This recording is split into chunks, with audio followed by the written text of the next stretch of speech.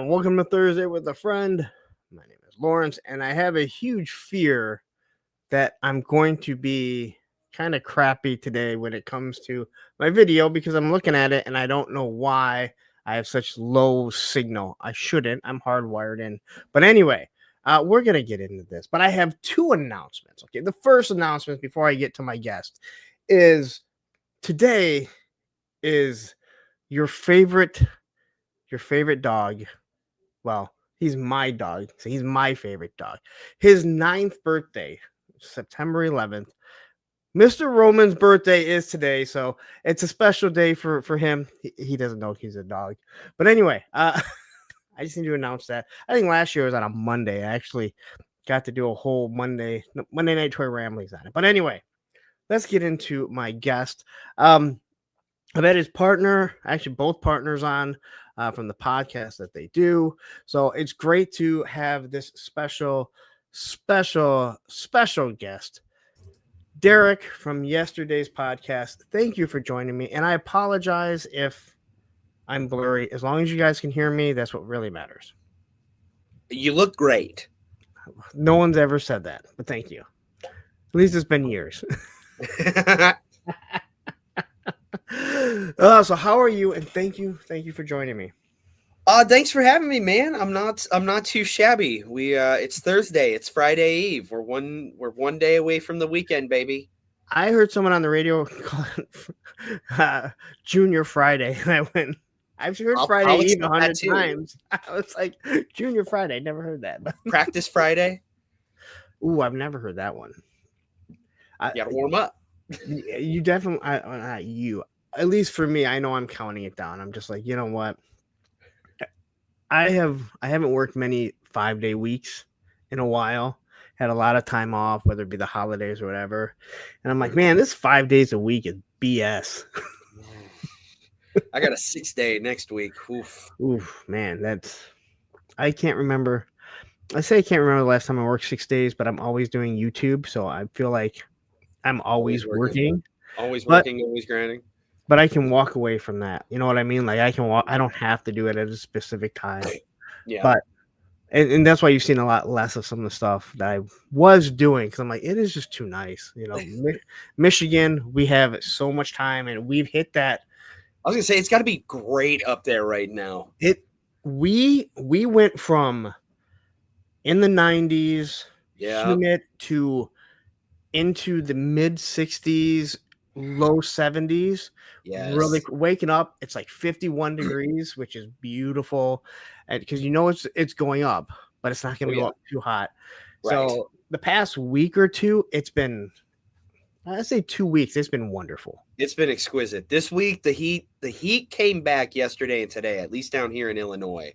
But it was a nice 2-week break from 6 weeks of just being hate banged by nature. We were towards the high 70s today, but not bad. Like I'm not going to complain at all. I think we touched the 90s today, maybe. Like, we were not even close to that. Like, how it felt like it was, but well, it's weird because I know we hit like the upper 80s, maybe like about 90, 91, but it did not feel like it did 2 weeks ago because a lot of the humidity's gone. All the corn, they're starting to harvest it, so the corn sweats aren't happening.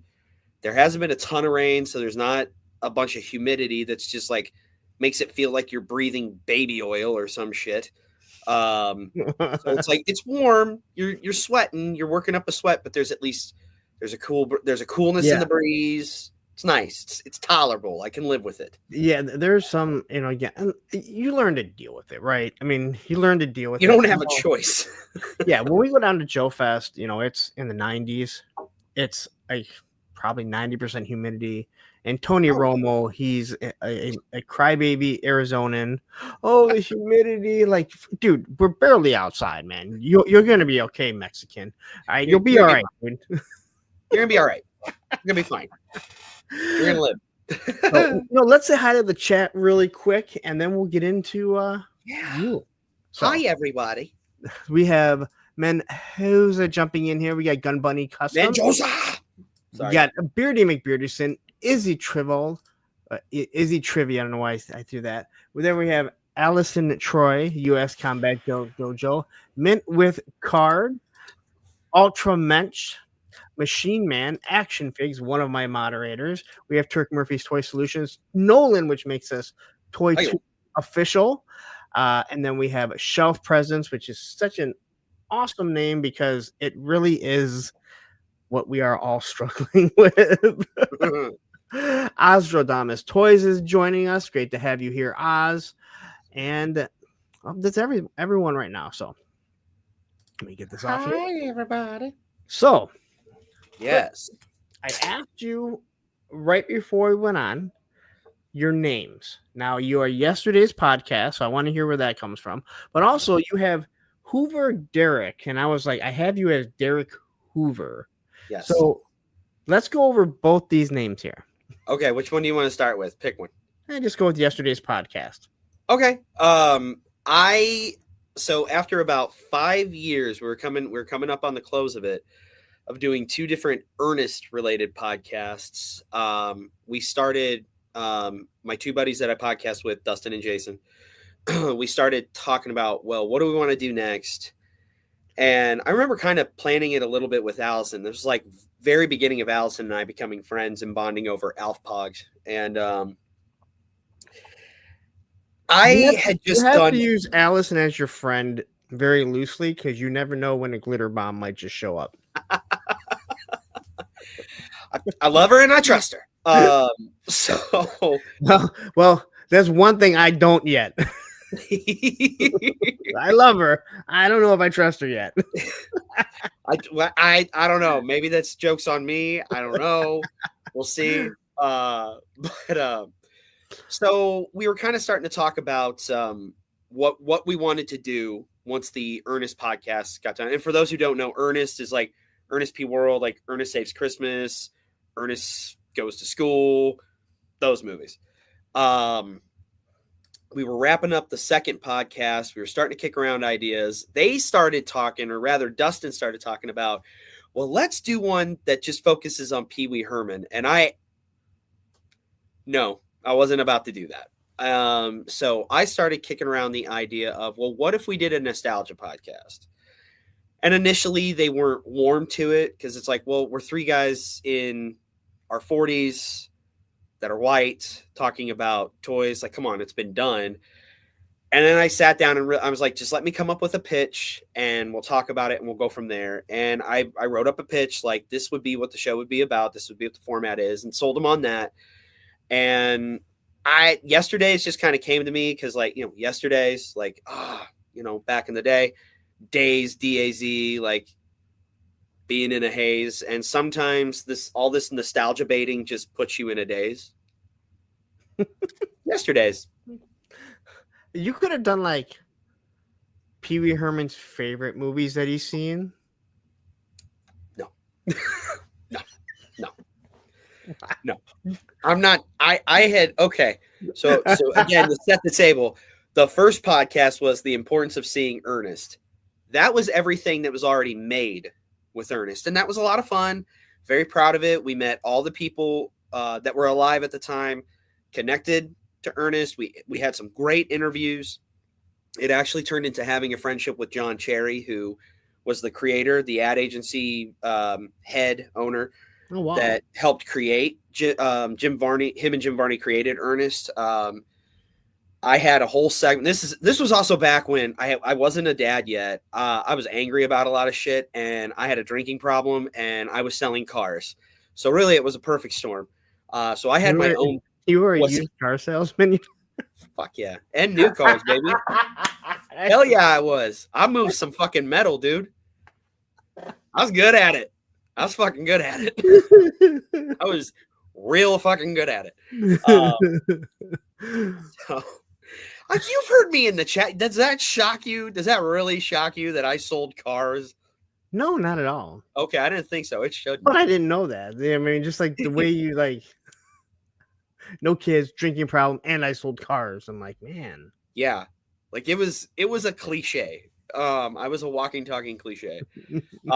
So I had like a segment on there called Hoover's Whirl of Cocktails and made themed drinks for every episode tied to what we were talking about. And was a lot of fun. Well, we ended up getting sent these binders, and I want to say it was about 170 different either fully realized scripts or script ideas that just never got made, or in some cases they got repurposed into other movies. Like one of them ended up becoming Rocket Man with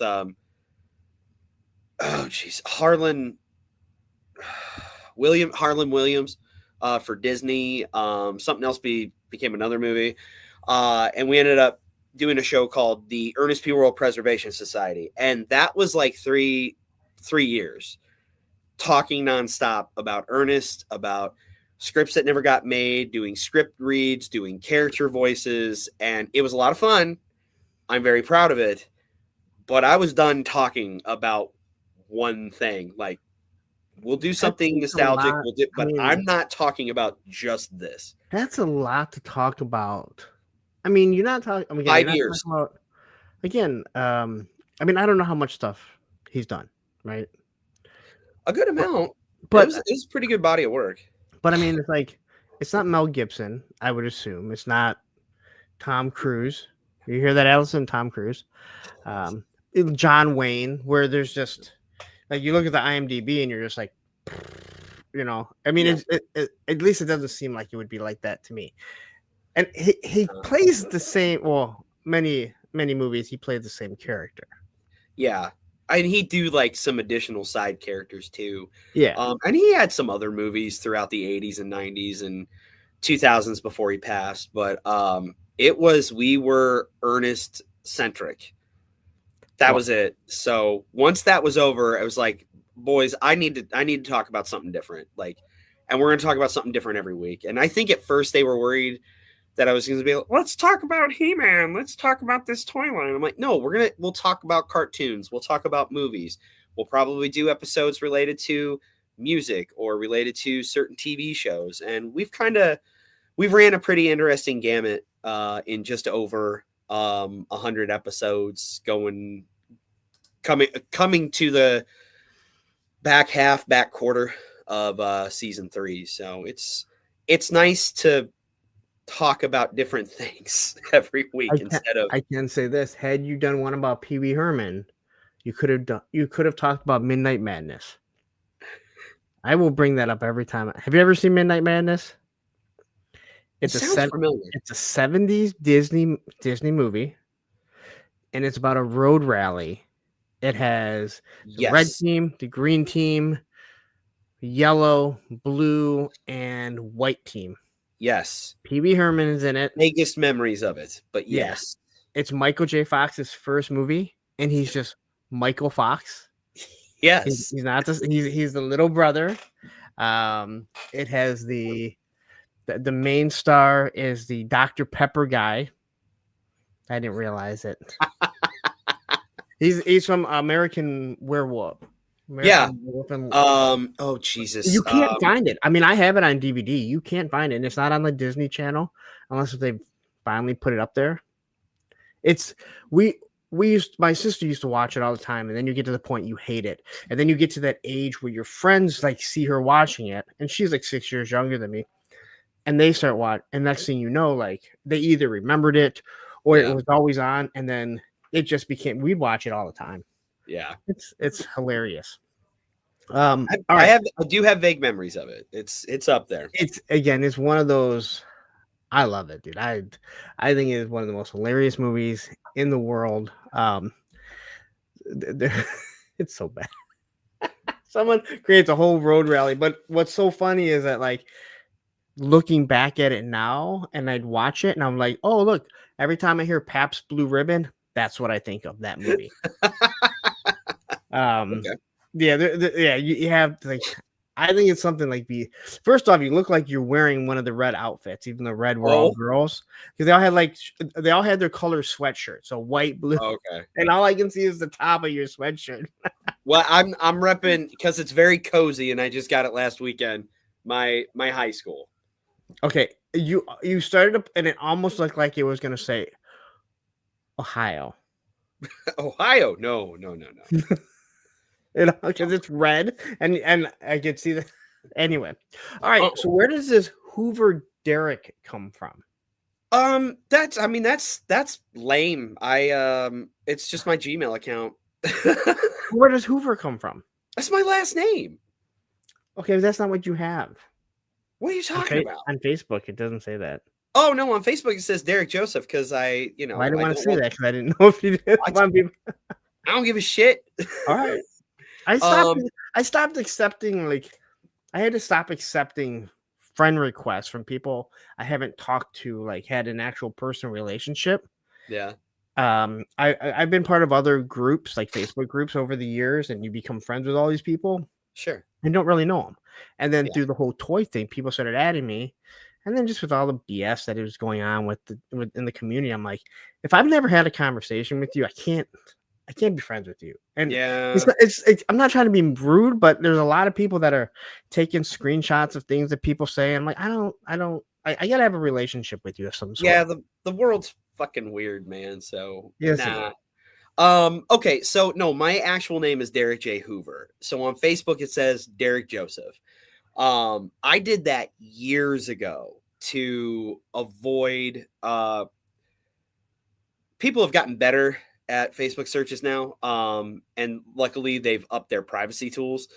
I did that to avoid certain people finding me. And by certain people, I mean family members. I'm sure we'll get into it tonight. I have some saltiness with family. I've got trauma. That's why you see all this bullshit behind me. No, it's because it's fun. It is fun. Two things can be true at the same time, you know. That is true. That is true. So my last name is it's Hoover. So the Hoover.Derek, it was just it was like early days of Gmail. I was done at Bradley, my college, and I got tired of resetting and forgetting my school email and having somebody help me with it who happened to work in that office since I lived close to campus still. I was like, fuck this. And I just made a Gmail account and I've had it since like, oh Lord, about 2008, 2009, somewhere in there. And Hoover.Derek just happened to be available. So that's where that comes from. My ex still uses an MSN account. But who the fuck has an MSN account? Those still exist? Yeah, there's still Hotmail accounts too. No, there's not. Don't shine me on. I asked her a couple years ago about. I'm like, you still have that Hotmail account? She goes, "Oh my god, I forgot about that." I'm not gonna say what. I'm not gonna say what it was, but it was very saucy. Yes, I guess that's probably the best way to put it. I'm like, she's like, I totally forgot about that name. I was like, oh my, I didn't. Oh my. All right, so how old are you? I just turned 43 in May. Oh, you're young. You're still young. I guess. I fucking feel old as shit. Well, believe me, we can feel old and not be that old. But U.S. Combat Dojo says he has a Hotmail account. I mean, it makes sense. They're owned by Google. I mean, it was Gmail. Okay. Or, I'm sorry, MSN. It was MSN before because they went from Hotmail. Then they wanted everyone to move over to MSN because, well, Hotmail sounds sexy, sexy AF. Well, and that's true because like when email was like first coming out and like friends started going away to college because I initially went to a junior college. Somebody said something about a Hotmail, and I was like, is that like? Does it have to do with like porn or something? Or like, no, it's the server. I'm like, what the fuck is a server? Have you ever seen the shorts with Chris Hemsworth as Thor with his new roommate? Yes. Like all those different ones, but then he has the one where he's talking to Banner and about Tony Stark. He's like, because he's telling him about like what happened in he's talking about something that happened, and he's like, well, how come he didn't contact me? And he's like, does he know how to get a hold of you? He's like, electronic mail. And he's like, do you have one? He's like, no. He doesn't understand what it is. No, I don't. Yeah, those shorts are awesome. Those are really good. So where did you grow up at? What was your family life like? Were your parents together? Did you have siblings?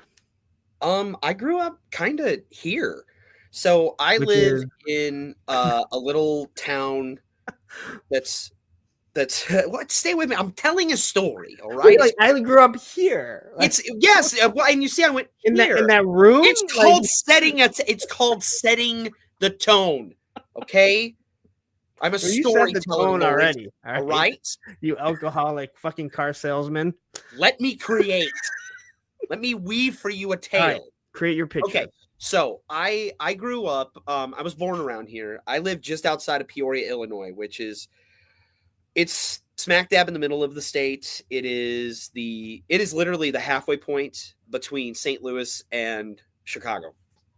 So, and like outlying cities are like East Peoria, Pekin, Market Heights, Creve Coeur. All those cities are going to come up.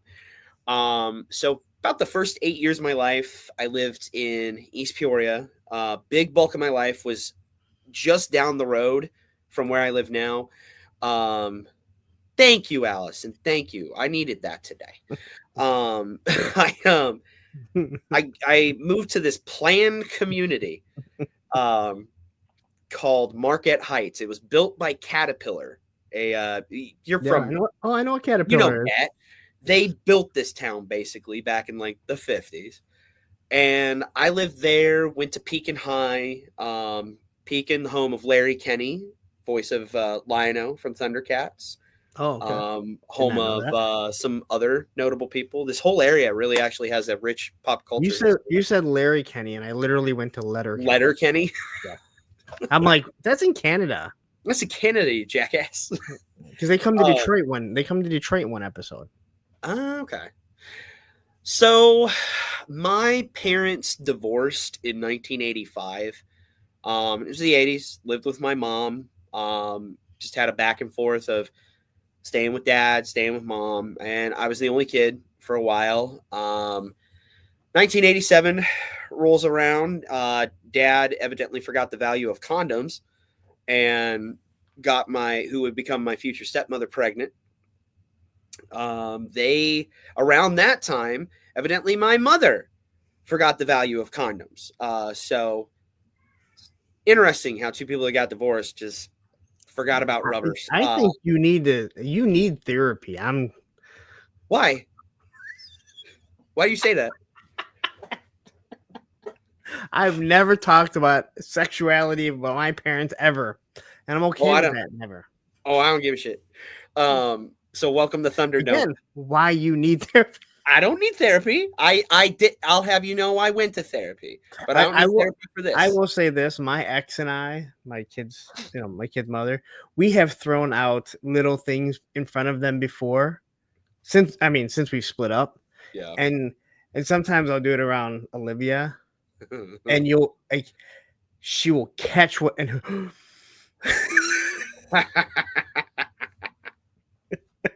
I make the condom joke because my dad met Susan, my future stepmother. That's my ex's name. Ha! Yeah, she's just as cool. Yeah, she's great. Yeah, I believe you. We have a wonderful relationship now. Well, that's good. That's good. Me and my Susan don't. But so around this time, I'm living with my mom. And my mom is making some bad decisions that honestly weren't good for me.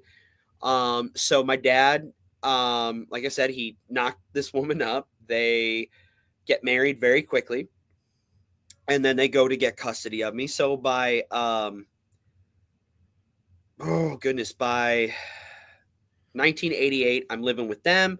We're still in East Peoria. I'm starting a whole new life. Start seeing my mom less and less. And if we get to it, we can dive into some of that because some shit got fucked up there. But no, long and the short of it, man, we ended up moving to Market Heights when I was going in the 4th grade. Had some peaks and valleys, but for the most part, I ended up having 2 brothers, 2 half brothers. My mom had my half sister. We unfortunately didn't really grow up with each other. Mm-hmm. She relocated to Tennessee when I was in about 5th grade, 6th grade. Hold on, my wife's asking me something. Of course, because I'm doing this. Yeah. Like she doesn't know where you're at. She knows. Oh, she knows. Oh, I know. She's probably watching, going, "Oh, now they're talking about me too." Now they're talking. I can't get in trouble, so it doesn't matter to me. No. Oh, it gets saucy. You gotta stoke them fires and like get her riled up. And she's a hot-blooded Northside Chicago Polak German girl. Oh, see, my ex is Polish and Ukrainian, so and grew up in Detroit. So she grew up up north and in Detroit. So she has that stupid country in her, and she has her Detroit in her, and and she thinks that she's both. And my kids, especially my daughter, goes, "Here it comes again." As you can tell, Olivia's not here. She'd be in here going, telling the stories of it. Look forward to the teen years. They're fun. So that's kind of like the early beginnings of like childhood for you. If you want to know anything deeper, by all means, ask. Well, let's go back a little bit. And you said you're 40. You're gonna be 43. You said, right? Yes. Oh no! I just turned 43 in May. Just turned 43. Yeah. So you were coming in. The 80s. Like, yeah. What's the first toys you remember playing with? And I'm not like the first thing you fell in love with. And I tell everyone, like, for us, at least for me and most people, we remember like Adventure People, Hot Wheels, stuff. What's the first ones you remember? Not what you fell in love with, but because Star Wars was already thriving. Yeah. My earliest toy memories are Fisher-Price Little People. Okay. That's the earliest memories. I think that's going to be a lot of people's earliest memories till the day the world explodes. Yeah. Whatever. They're always had a pretty good footprint. Yeah. Like, it doesn't take much to stand them. No. Which is awesome, right? They got at least back in the day, they had the little hole so you could put them on your finger. Yeah. That is so true. And it seemed like every aunt and uncle or every grandparent always had the barn. Yep. You open up. Yep. It's like, again, I bet if you go up over any grandparent's house, that barn's gonna be there. That phone, the rotary phone that they have no idea. That little popping thing. Popcorn popper. That thing is still available. Like, I remember. My son has one. Yes. It's a Thomas. Well, we've packed it up. He wants to. He's getting to be a big boy. His words. So it's time to put away these toys because I'm into these toys. But I want to save them for my kids. Direct quote, by the way. But look behind you. So exactly. So he probably thinks that. I don't know. No, he had a Thomas the Tank Engine little popcorn popper. Oh, okay. They have the exact ones. Like, yeah. Like, I remember my kids getting it. I want to say it was Olivia because she'd be the youngest. Just like walking through the aisles with it. Yeah. And I'm like, my God, I can't believe they still make it. That thing is never coming home with us. And it never did. No, it never did. Didn't? No. Damn. No, my son was Andrew was into vacuum cleaners. Okay. Like, he was just enamored with vacuum cleaners when we'd vacuum. So we got him one. And when we'd vacuum, he was right next to us. Yeah. Not anymore. Yeah. He still likes to help when like mom and dad are cleaning, especially when it's me. Like, what are you doing, Dad? Well, I'll help. And there's times like I'm getting ready to do stuff, and all of a sudden he'll grab the vacuum and he'll just start vacuuming on his own. He likes to help, and he's been that way since he could like walk and get up and do it himself. Hopefully they stay that way. He's a good kid. I got a good feeling. I did too. I dreamed once as well, sir. Sorry to smash. Yeah, this really should be Thursday to smash your dream. Thursday reality check. All right. So you remember Little People again? That's Yeah. something that I think so many of us do. One of the greatest hand-me-downs. Oh yeah. Just they're gonna survive. Like they're cockroaches. Yeah.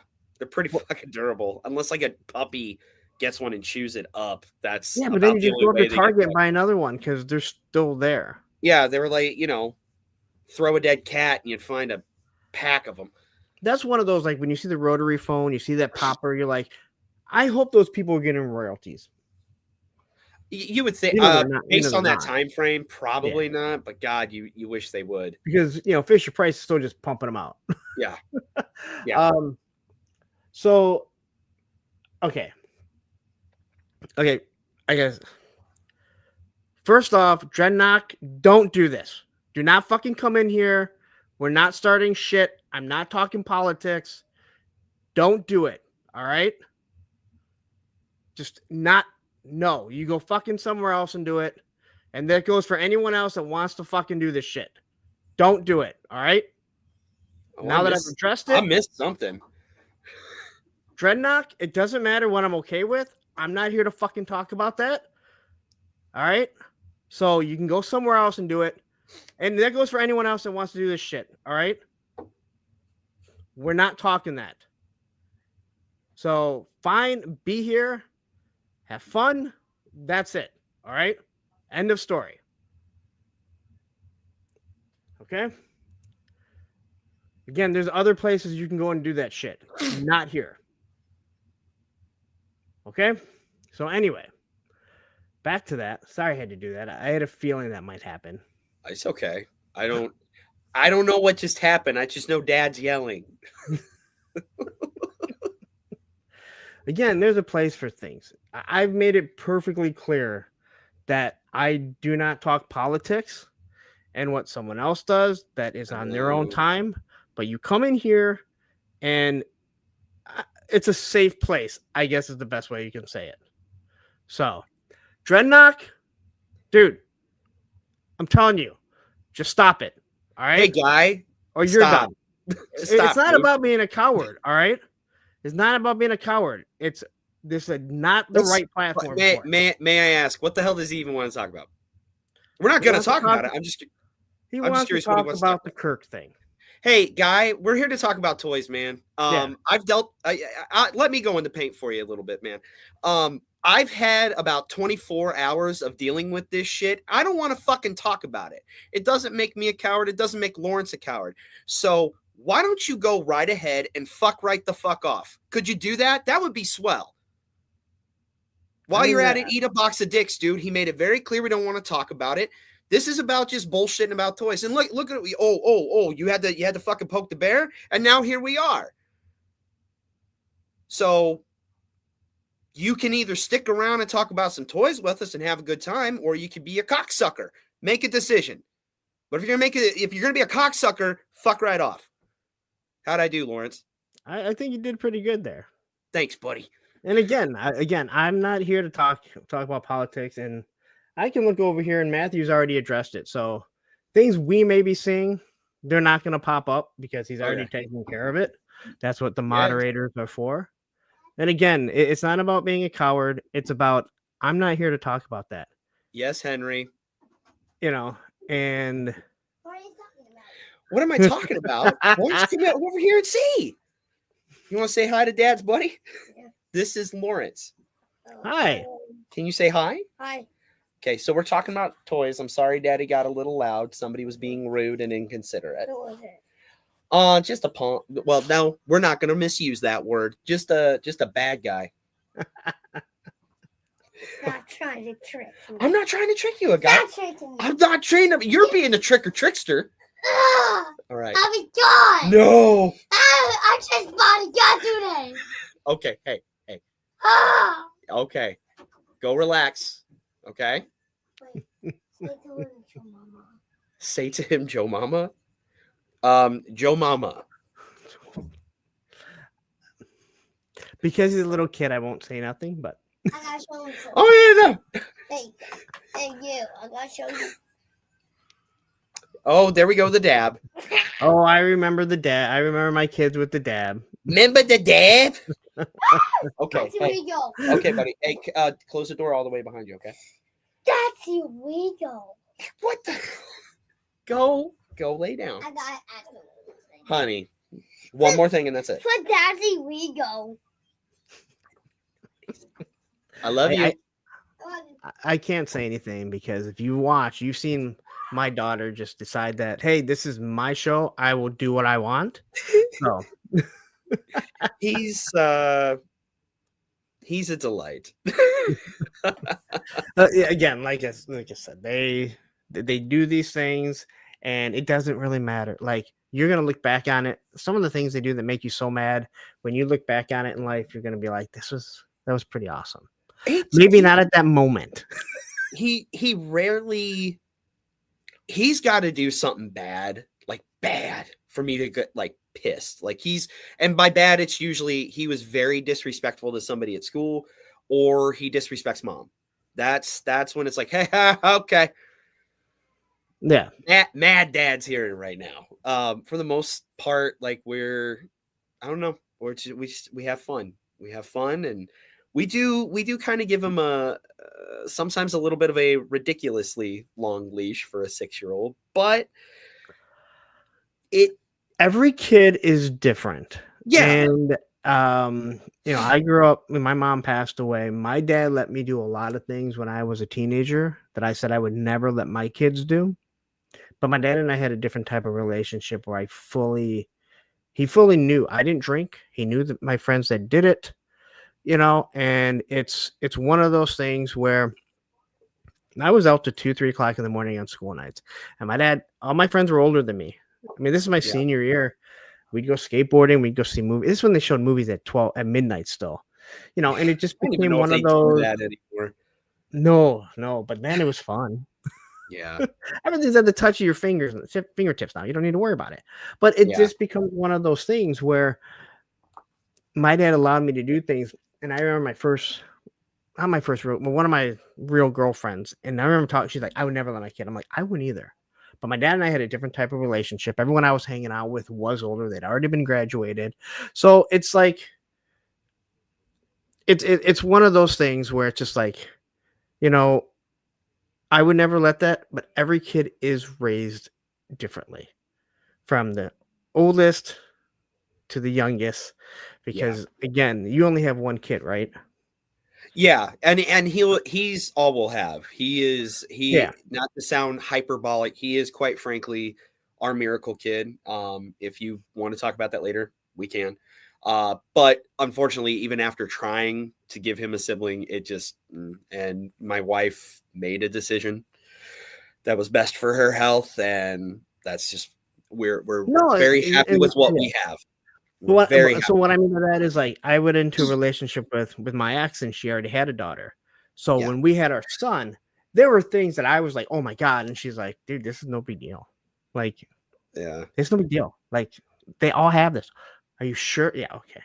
And then when you get that second one, and it's her third, it's my second. Now I've raised her daughter, you're just like, no big deal. Like, that's what I mean. Like, and again, I know Ed, my action figs, he can talk about that. So yeah. And Ed said it best. Everyone needs to drop it. Take the night off. We're not discussing it. There are other forms. If you want to discuss that, if you have some problem with someone, go there. Not here. All right. Please. End of story. We're done. All right.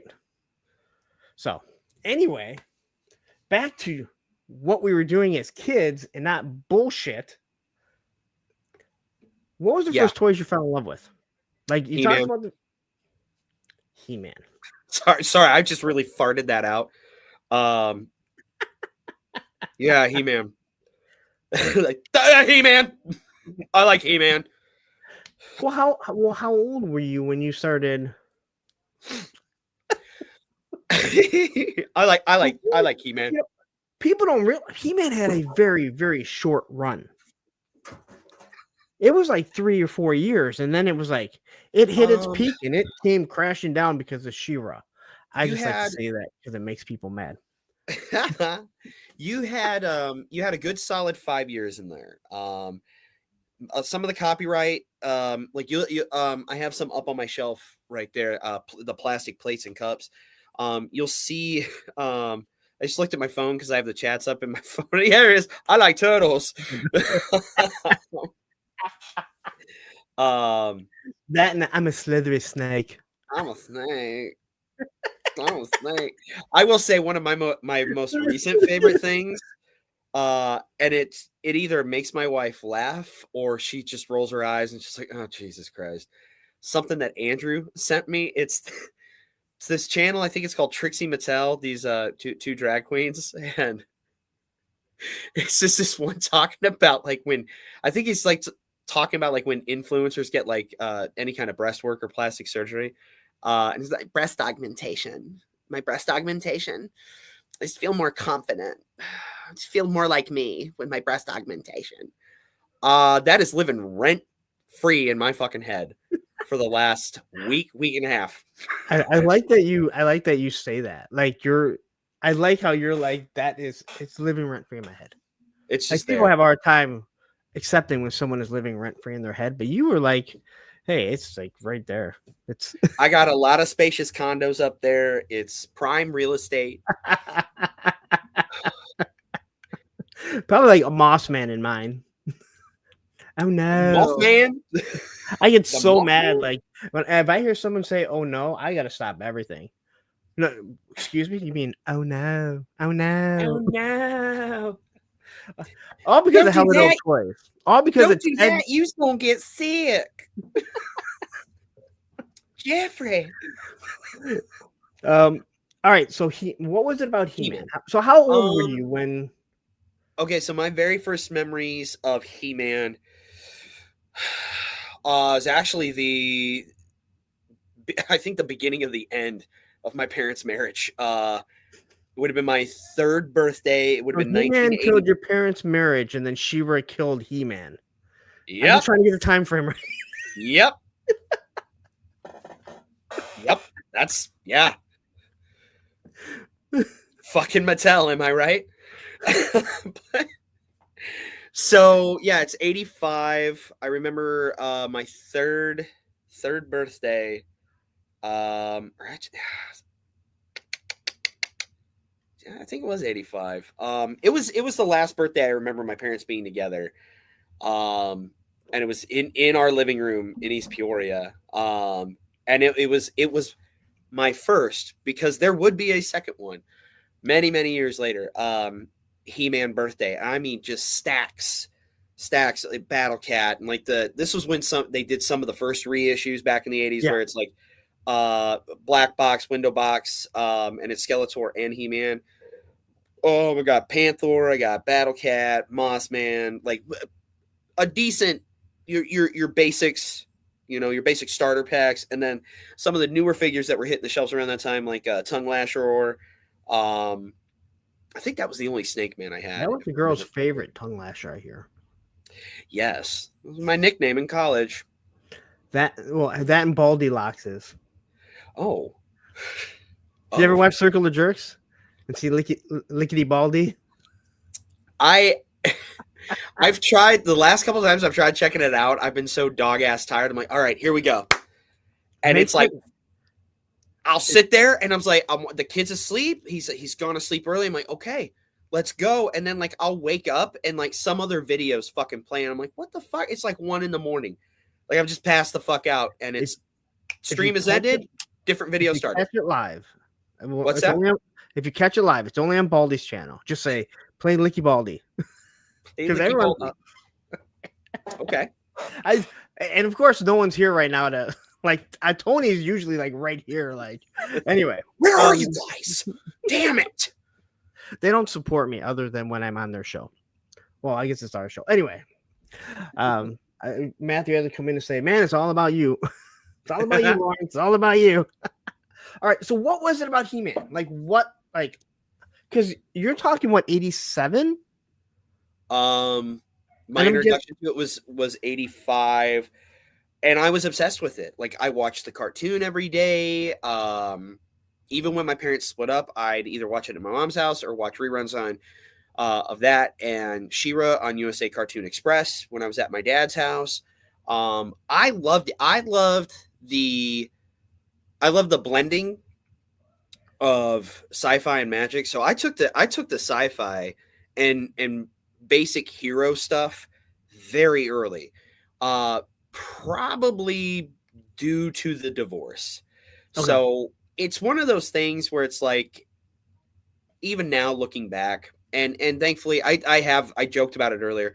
I did legit go to therapy for a while just to try to sort some shit out after both of my parents had individually died, a couple years apart.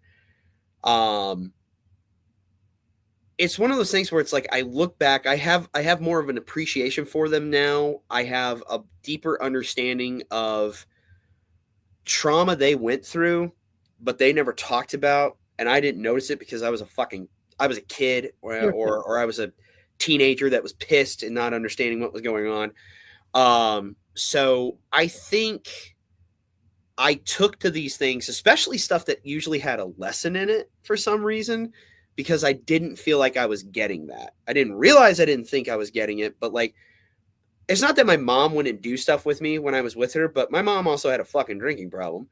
And it wasn't that my dad And she wouldn't sold play with cars me. too. What's that? And she sold cars too. She did. No. She didn't have what it took. She didn't have what it took to move metal. All right. She just didn't I like have the it. whole moving metal like that. You got to keep your head on a swivel when you're pushing steel, baby. I'm not gonna lie to you. Sometimes I do miss selling cars, but I don't miss selling cars. But sometimes I do. I can see that. I mean, it was fun. There's aspects of jobs that you had that Yeah. you liked. I mean, I even look back at my older jobs, like my first jobs, and I'm like, you look back at it, it's like, it really wasn't as bad as you thought it was. And you think about all the good times that you might have had. Yeah. And then you're like, there's a reason why I still don't do that, though. Yeah. I mean, really, the only reason why I left it was I became a dad, and I wanted something more consistent. Because I Okay. mean, you could have a month where you sell 20 cars, but you make dick. I wanted something more consistent. I wanted more consistent hours. Like, I just wanted some normalcy. And then I was a banker for a year, and I fucking hated it. And I hated it so much that I said fuck off to white collar work and went back to blue collar, and I became a FedEx driver. I just hit 5 years, and I have not fucking looked back. I will do this until my you have just become public enemy number one here. Oh, we'll come back to it. We'll come back to for it sure. I actually don't have because a I am a rare specimen of Yeah, FedEx you're probably driver. looking for all those BBTS boxes, and you're like, I'm going to keep this one. Hey, yeah, BBTS No, box.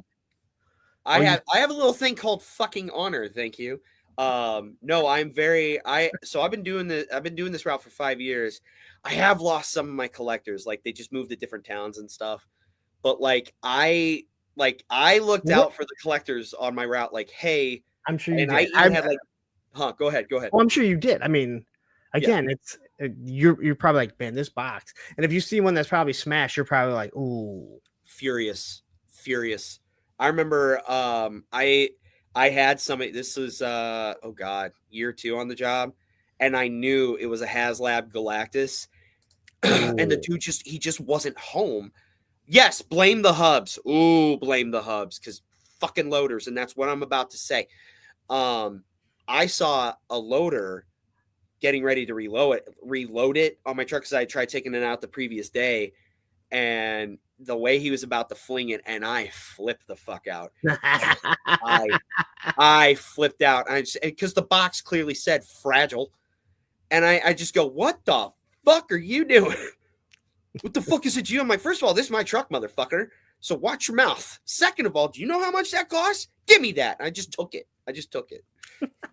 Well, we're gonna get to that because now I didn't realize what you did, but I want to get back to when you were younger. So I'm sorry. No, don't worry. Believe me, everything I do is we fucking jump all over the place. So, all right. So you're into He-Man. Yeah. What about Transformers, G.I. Joe? You would have been trying for Turtles, right? Yeah, Turtles was definitely on my radar. Okay. So part of the problem was So my dad was old school. My dad was a boomer.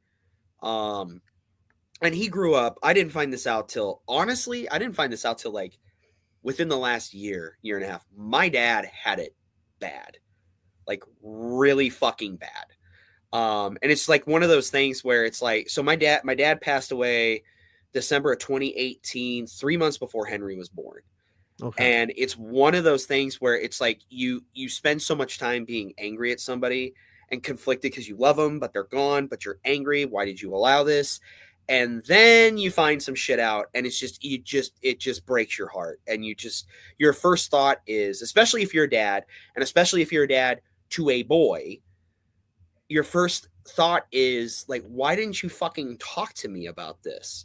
Especially once I was older. Like, why didn't you talk to me? If you knew anything about me, which I strongly suspect you did, Dad, you should have known you could have talked to me. Out of all three of your boys, I'm the one you could have talked to. Because I'm looking at my kid thinking, like, there's no way in hell I would go out of this world and my son wouldn't know me, wouldn't understand aspects of me. So all of that to say, I don't think, like, my dad wasn't neglectful, but I don't think he saw the point of toys. I don't think he did, because he didn't grow up with shit. So it wasn't like he was buying me action figures.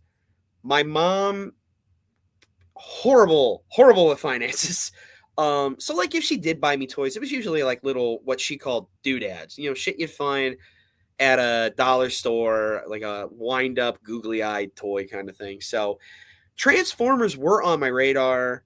Joes were kind of on my radar. All these other things were on my radar. I didn't get them because they didn't buy them for me, or we didn't have money for it. But I was a big cartoon kid, and that's probably why it's only recently that I'm actually collecting Joes. Most of my collecting is like I have a display case right over here. It's DC Direct stuff. Display case in front of me, it's Superpowers, vintage and new. Right above that is mostly Batman stuff, some 80s stuff mixed in. Over here is Silverhawk, some Thundercats, and what I'm building of my Joe's classified. The bulk of it, outside of Superpowers, is from this table over here all the way to this corner over here, Masterverse and Origins, because that's the toy line I really connected with. And believe me, I'm sure you've seen videos, and obviously my video, like, reviews that I've done. My house is G.I. Joe. Yeah. Oh yeah. No, you're Joe, dude. Yeah. Like it kind of confused Shauna at first. She's like, "So who are you sitting with tonight?" I go, "Lawrence." She goes, "Well, who's Lawrence?" I'm like, "A punk with toys." Well, who's a punk with toys? So it's like a fucking Abbott and Costello bit. And I was like, I'm sitting there. She's like, "Well, I don't know who you're talking about." I was like, "Okay. Do you know the times that I do Oz's Funhouse? Like, I haven't done them a ton, but I've done them." She's like, "Yeah." I was like, "When it's like a bunch of people talking?" She's like, "Yeah." I'm like, "Okay. There's several white guys that wear glasses. There's several white guys with facial hair. I'm Mexican. He looks like this, and he likes G.I. Joe. Oh, but you're a He-Man guy." I'm like, "I have an appreciation. Like, I can still sit with the guy and talk about toys." So. Did you tell us it's not just about what you collect, it's about you and who you are. Yes. She just I get it. Yeah. She's not crazy. She's just fun. No, I know. I fully get that. So again, like what you said, like you'd have your Christmases or whatever where you just had stacks of Masters of the Universe, He-Man. Yeah, I didn't know it was called that one birthday. Okay. Yeah. Because I know I've talked to people, or I've had a ton of Smurfs. Smurfs were in there heavy. And no one ever brings up Smurfs. But when you walk through the mall, you always talk about Smurfs, yo. When you walk through the mall, there was always those little kiosks before kiosks were a real thing. Yeah. And there were always some in the mall that had Smurfs. Yeah. I don't know where all my Smurfs came from, but I definitely had them. Oh, I did too. I remember there was something you could get at the mall because they were always like $1 or $2. Yeah. Even if you can get a G.I. Joe, right? Which is only like $2.69. Yeah. I kind of remember that number. I can get a Smurf. I can get mom to grab me a Smurf. and they're easy. Kind of like the little people, right? Like Yeah. they stand, they don't Easy do fun. anything else, but you get 90 minutes. Do people remember that there was 3 episodes in a row on Saturday, 90-minute block of the Smurfs? Oh yeah, we just did a Smurfs episode. Oh gosh, golly. A couple months back. Oh, pardon me. We covered the Smurfs, and I couldn't believe how long it had been on. I'm like, whoa, whoa, whoa. Yeah, Mama did say, well, stepmama said the Smurfs were the devil. Quip. And we're gonna talk about some shit tonight, Lawrence. Hope you're ready. And Mint with Card says all my Smurfs came from a store called Pick and Save. Pick and Save. I have seen a Pick and Save before. I've never seen one. No, but so what I was saying is, like, I know, people have made comments. Some people made like really rude comments, like when I do like the classic reviews, like, oh, must be nice to have grown up, being rich in heaven and everything. And it's like, thank you for telling me how I grew up. But I've told people, I think the reason why I had so much G.I. Joe stuff was because even though I had some Transformers and He-Man, GoBots, Thundercat, G.I. Joe is what I loved.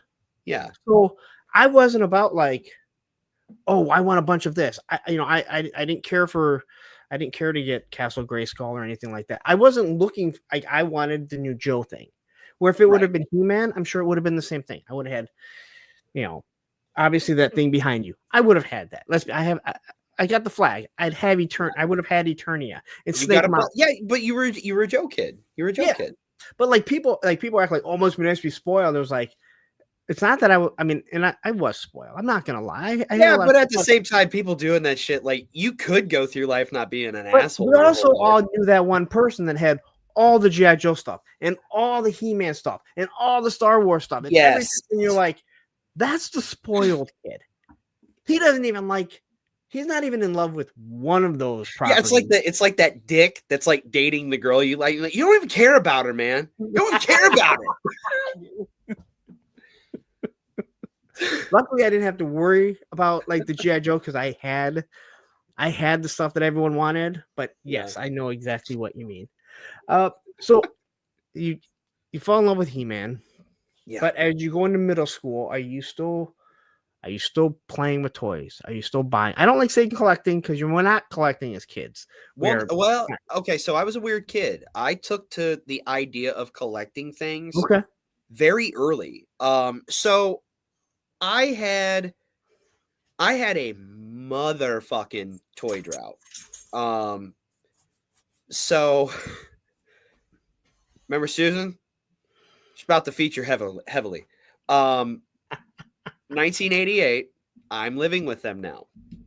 We are going to a Free Methodist church where a gentleman who recently passed away named Dr. James Dobson had his little focus on the family thing that would be in like the little church bulletin and shit.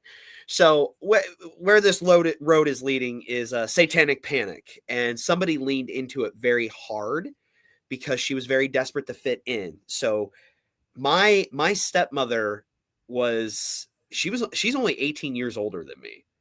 I think. How old? She's she was born in 64. I was born in 82. So she was graduating high school when I was born.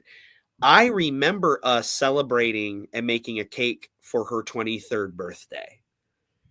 Meanwhile, the old man is 13 years older than her. So, oh,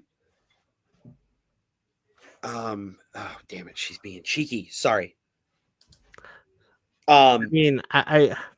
Susan is the worst. Sometimes, Susan. We're not gonna talk about Lawrence. Sometimes I would have to agree. So she starts leaning Olivia, if you are watching this by any chance, this better be in your earpods. I don't know why you'd be watching. Don't you dare watch this. So don't make your mom hear this. I know she's not. She hasn't messaged me yet. Okay, then you're safe. You're good. Olivia, we're talking about a different Susan. Very bad one. So He-Man was not welcomed in my new home. And when I asked why, I was told, well, there's only one master of the universe, Derek. And that led to zero He-Man in my life for a very long time. My Smurf, there was a garage sale, and my dad was forced to sell all his vinyl, and it was some cherry ass shit. Because I will say one thing about my old man, he had some taste in music. So that gets sold. All my Smurfs got sold because they got lumped in with the Satanic Panic. The Smurfs? Yeah. Why, how? Okay, you gotta explain how. Oh, Little gather blue. around, children. It's time for a story. Which can we quickly talk? Smurfs are 3 apples high, which make them pretty fucking tall. They're not as hidden as people think, and those mushrooms would be gigantic. I don't buy that apple bullshit. I don't. It's how doesn't it say that in? It does. Like the 3 apples high. Yes, Well, that's what I'm like saying. crab apple? Are you talking about crab apples? Even crab apples. They'd be scary little blue people with fucking little hats on and shit. Yeah, Living in like giant mushrooms. tiny weird little Belgian fucking blue guy with a weird chef's hat that's fucked up. No, they got lumped in with that because Gargamel and Magic and Papa Smurf and Magic. But not only that, the claim was made that they evoked ideas of evidently Punk doesn't, but yeah, I have no. Seriously, I have no idea. They got lumped in with it because they're blue, like corpses. That's necromancy. Oh yeah.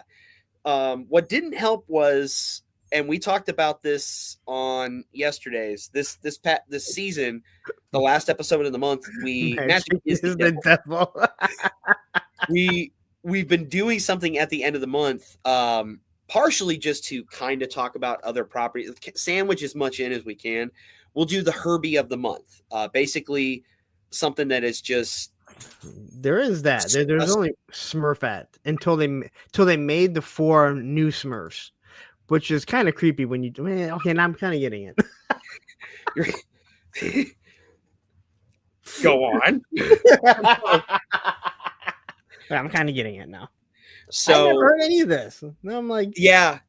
There was this book that came out in I think it was 1987 called "Turmoil in the Toy Box" by an evangelical pastor called Philip Phillips, and you can look up snippets of him sitting down in an interview with some fucker that looks like the assistant principal in a Catholic schoolgirl porn called Gary Greenwald. It's called The Eagle's Nest, and they'll talk about turmoil in the toy box.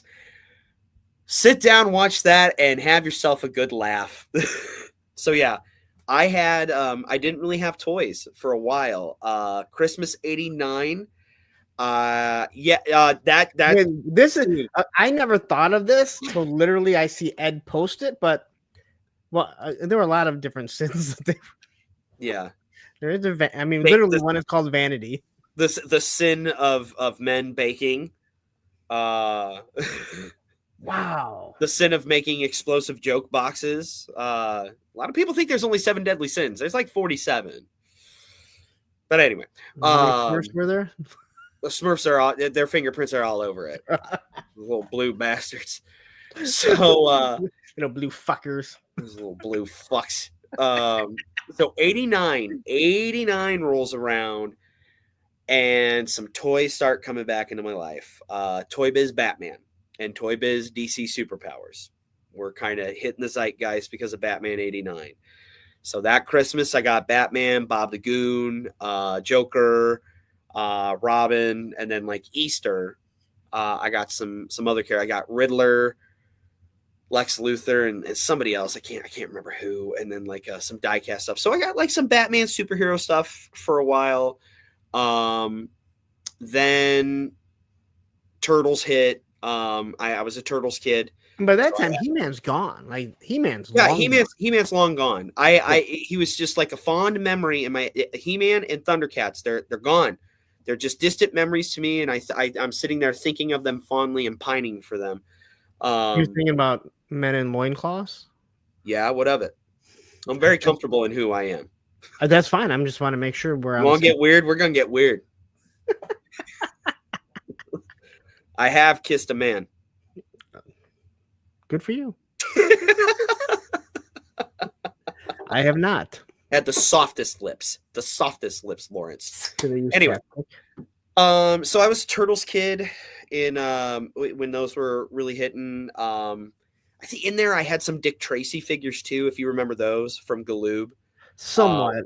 I mean, I remember them, but I was never on my radar. They were largely forgettable. But I did have a couple Joes because it was like what I could afford with what little money I had. That was the other weird thing too. Like for some reason, allowance just was like out of the question. And the ones I remember having, allowance was the devil. You can go and buy more He-Man and Smurfs on your own. You're gonna buy them devil toys. I bought an Alley Viper. That's the one that's like orange and blue, right? Alley Viper. Yes. Okay, so I had an Alley Viper because I thought he looked cool, and I believe Naugahyde.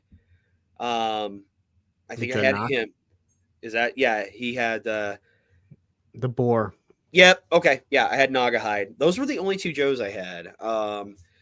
So after Turtles, I kind of I wanted toys. I would have kept collecting toys. I wasn't embarrassed of it. What let me get away with my geekdom was I wasn't ugly, not to be braggadocious. I was I'm pretty cute. But I was the funny kid in a fairly small town. The funny kids, What? Funny kids, they think they're good looking, but no. They're funny because they're ugly. Well, I disagree. You ever see comedians talk and they're like, you never see a good looking comedian? That's not true. Well, I'm just telling you what comedians. You never see a good looking, like really, really good comedian. Like George Carlin was one of the best. He's wasn't that cute. That's something to look at. Peoria's own Richard Pryor. The GOAT. Kind of a silly looking man. Kinda. I haven't seen him in a long time. I used to be friends with his son that lived here because he had like 14. I hope you haven't seen Richard Pryor in a while. Yep, dug up his corpse. It was ghastly. No, his son still lives in Peoria. Richard Pryor Jr. And I've drank with him before. Nice guy. I haven't seen him in a long time. Looks hauntingly like Richard Pryor. But no, I didn't have toys for a while just because like I didn't get taken to the store a whole lot. So what do you do? Like, what do you do? Like as a kid, like what are you doing? So I'm still watching cartoons. I've never not watched cartoons. Okay. I ended up becoming more of a comic book kid. Okay. And a trading card kid because what the hell was that? Sorry, I'm downstairs and I heard a ruckus. There was Smurfs. Yeah, probably because of them damn devil Smurfs. There was like a little like IGA in town that would sometimes have some comic books. So I could snatch those and a little card shop and stuff. And this is when if you had any kind of like grocery store or small 5 and dime or whatever in town, there was always some sort of section that had trading cards. So I was and what kind of trading cards are you talking about? Baseball cards or Marvel? I was never a sports kid. The only time I got into sports was the Bulls dynasty. That era of 80s into 90s basketball. That was like about the only time I really followed sports. And then that was it. After like the Bulls kind of called it and like Jackson went to the Lakers, I kind of dropped off. Yes, dear. Okay, hold on. Open the door. Earlier. Hey, sport. Time to turn that off. You can turn on something else, okay? You've had your time. I think I've been pretty fair about it, buddy. Okay? Well, that's the boss applesauce. That's gonna cost me.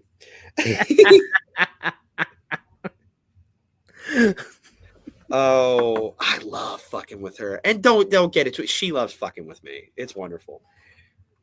So yeah, it was mostly Marvel trading cards. Like I had kind of like a spattering of it because if I didn't find them at the local like card, we had like a tiny card shop too for a little while. If I stayed the night at one of my co-hosts' house, because I've known both of my co-hosts. Don't make me get up from my chair. Don't make me get out my chair, boy. You think I won't over there? You want to come over there, huh? Kick you in the ass so hard, my fucking toes will be kicking your teeth. I would stay the night at Jason's, one of my co-hosts, because we've been friends since like the 1st or 2nd grade. Okay. So we would over by his house. There was a books and stuff, which had comic books and it was kind of like an action or kind of like a comic book shop.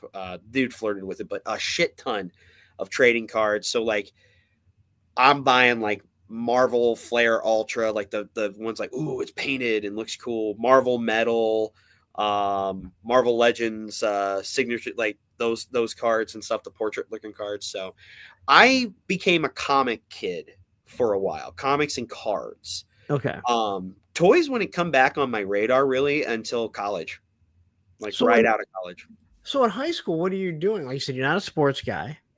So like, what kind of kids are you hanging out with? And Oh, quick question. I'm sorry. Is this cool? I don't know YouTube guidelines. Is it okay if I vape? it's all right. I'm not a big fan of it, but I don't have to do it. I don't smell Okay. shit. Thank you.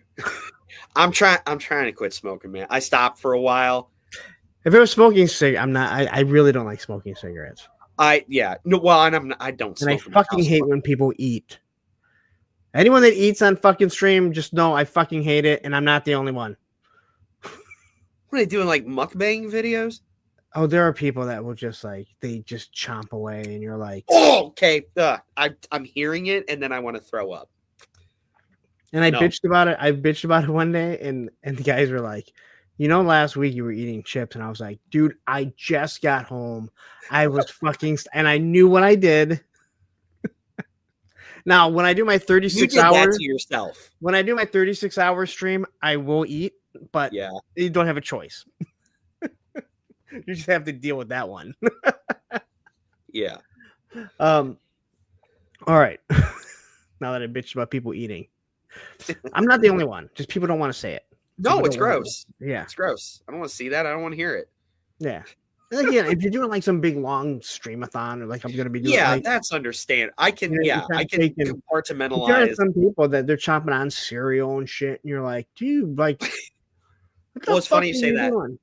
We our first season, we did a monster cereal episode, and we got this wasn't planned. One of my co-hosts bought every single monster cereal, so we basically did a cereal flight. It's not over the top because we were trying to be mindful of like, okay, we don't want like gross ASMR, but like you do hear the spoon clink, you hear a couple chompas here and there, but we were hyper aware of like, don't sound like pigs at a trough while we're doing this. Okay, so if you're doing a thing where you're eating the cereal, it's not a big deal. But Yeah. again, and if you're on with like 4 people, if you turn off the camera and you hit the mute, then it doesn't matter what you're doing, right? I know a lot of people that do that when they jump on. I fully get that. And hey, Joe, I have no problem with people eating while they're watching the show. We encourage such things. Yes. Make a sandwich. Maybe have a nice plate of gabagoo. Well, I encourage you to make your wife make a sandwich, but that's a whole nother story. Actually, my wife makes wonderful sandwiches. I'm just kidding. Before people like, no, when I was working in cars and we met and I had her move in with me, she started packing me lunches, and I worked with a bunch of fucking single degenerates who I at least I at least knew how to take care of myself because I had to learn very early how to like the ABCs of like, laundry and how to cook and how to do this. Next thing I know, I'm being sent with like these gourmet sandwiches that she made and like the San Pellegrino blood orange drink. Yeah. And they're like seeing my like, where'd you get this? Did you go here? I'm like, no, my girl made it. Can she make me a lunch? Like I literally had a couple guys ask, like, I'll give you money, like I'll give you money, just have her make me a sandwich like that, please. She's a good sandwich maker. She's awesome. She's the tits. Just got to brag on her for a second. She was nice and brought me Vicks and brought me a vape and dealt with my son's attitude. So credit where credit is due. So in high school, you're like, yes, you're reading comics, collecting cards. Yeah. Now, do you have like a group of friends, or were you just like kind of alone?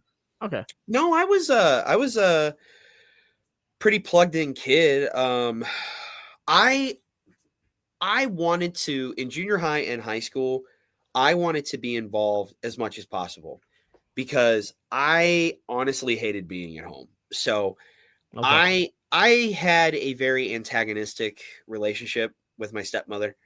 It was it wasn't physically abusive, but it was emotionally and mentally abusive. So it was a lot of peaks and valleys. There was a lot of conditioning. There was a lot of manipulation. And about high school, especially, it's like, I felt like nothing. I was a good kid. I got damn good grades. I was a concert saxophonist. I was incredibly good at it. I didn't understand why she was always just so just barreling down on me. So I wasn't super involved in a, she is the worst. I wasn't super involved in a ton I wasn't of expecting it to be like, I didn't expect you to go down this road of like, you got to understand something, buddy. Like Quip, Mint, and Allison know the lore. There's like, I come with lore. Okay. It's true. And that's not right. I wasn't like when you said it. My dad, he got remarried, had 2 kids, and my mom, like, all right, and then it's like I'm starting to unravel, and we haven't even got to you graduating high school yet. Oh no. So I got heavily involved most about my sophomore year. So up until then, I was doing like marching band, pep band. I did art club. But I had good friends. I've always enjoyed being funny and being the class clown. So making friends, I had no problem making friends fast. Sophomore year is where I really started to just ratchet it up through the years. So like I started doing plays. The following year, junior year, I added speech team to that. What is speech team? Clearly, people know I would not be on the speech team. So No. What the hell? I've never even heard of speech team. So, and it may be called different things elsewhere. But it's like debate, or debate is a category. So speech was like you are. So I did OC, which is original comedy, and I did HI, humorous and terp. So humorous and terp, I took a script that was tried and true. Other people would do them as well, and I'd perform it, and I'd do the voices, and I'd pantomime shit. And by senior year, I did OC, which was original comedy. I wrote my own thing, but there was like humorous duet, extemporaneous speaking, radio, where you're essentially yeah. Think of it as like tiny plays. Okay, so Quip says competitive speaking. Yeah, that is the elevator pitch easiest way to put it. It's competitive. I just don't understand what competitive speaking can be. It's like performing. It's performing. You're competing against other people. Like, what's your style? What's your, how good is your memorization? Are you hitting your marks? It sounds like acting. Yeah, there's acting involved. Where the hell does fucking competitive speaking come from? That's called acting. It's not just acting. It's competitive, and you're speaking. It's in the fucking name. Like I've just How never did you heard. know? I've never heard of like that. well, Like you said, culture yourself. well, like you said, it's probably called something different in different parts, and Yeah. that's why I said it's like debate, but Yeah. performance Debates. arts. It sounds like performance arts. Yeah. Yeah. Okay. So yeah, did all that through high school. And had a blast doing it. And about I think it was my senior year, about the time I was either able to hang out with people that drove or I could drive myself, then it's like, okay, I have a little more freedom. I can have somebody pick me up and we're going to go to the mall and we're going to go here and I can go to books and stuff. Or there you go. That's if you were to kind of compare it to now. If going to the mall with friends or whatever, and I can buy like trade paperbacks of this, I can buy like a prestige format of this, I can buy a graphic novel. By this point I wasn't really into cards. I didn't even find many places that were selling cards. I had moved away from that, and it was strictly comics and graphic novels. Okay. And that continued for the longest time. I've only in the last several years kind of moved away from comics. If I'm buying them, it's a graphic novel I've needed, or it's a trade paperback that I really want to check out, or it's basically a coffee table book like about Alex Ross or about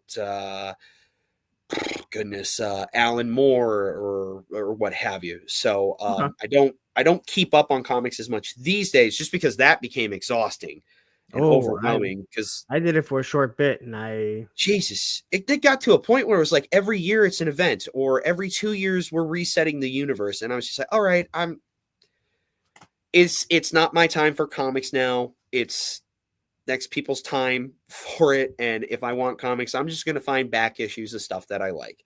So that's what I focus on now. But it was about senior year that toys started coming back on the radar. now And that would when be did you because graduate? I graduated in 2000. So that's kind of when toys, like you started seeing.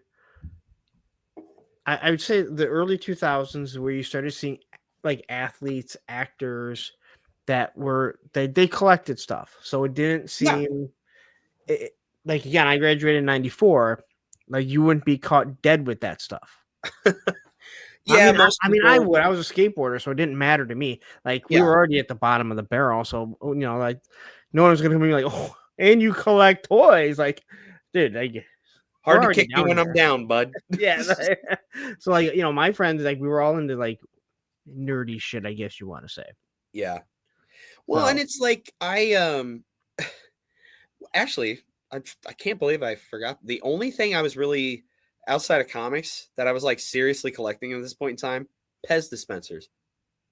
Oh my God, have you watched the Netflix thing? No, not yet. Thank you for reminding me that it exists, because I queued it forever ago and I forgot about it. So I need to watch it. Amazing. The guy's in Michigan. Yeah. His story of how he started getting these rare Pez going, dude, I'm not. Don't spoil it. Don't spoil it. Oh, I first off, I would have to remember everything. Let's just say he had this whole thing to how he got these super high collectibles and how they fucking tanked it. Oh my God. Just, dude. Yeah. Okay. You'll walk away from Pez being like, you guys are fucking assholes. Oh no. Yes. No. Oh no. Oh no. Why'd you go and do that?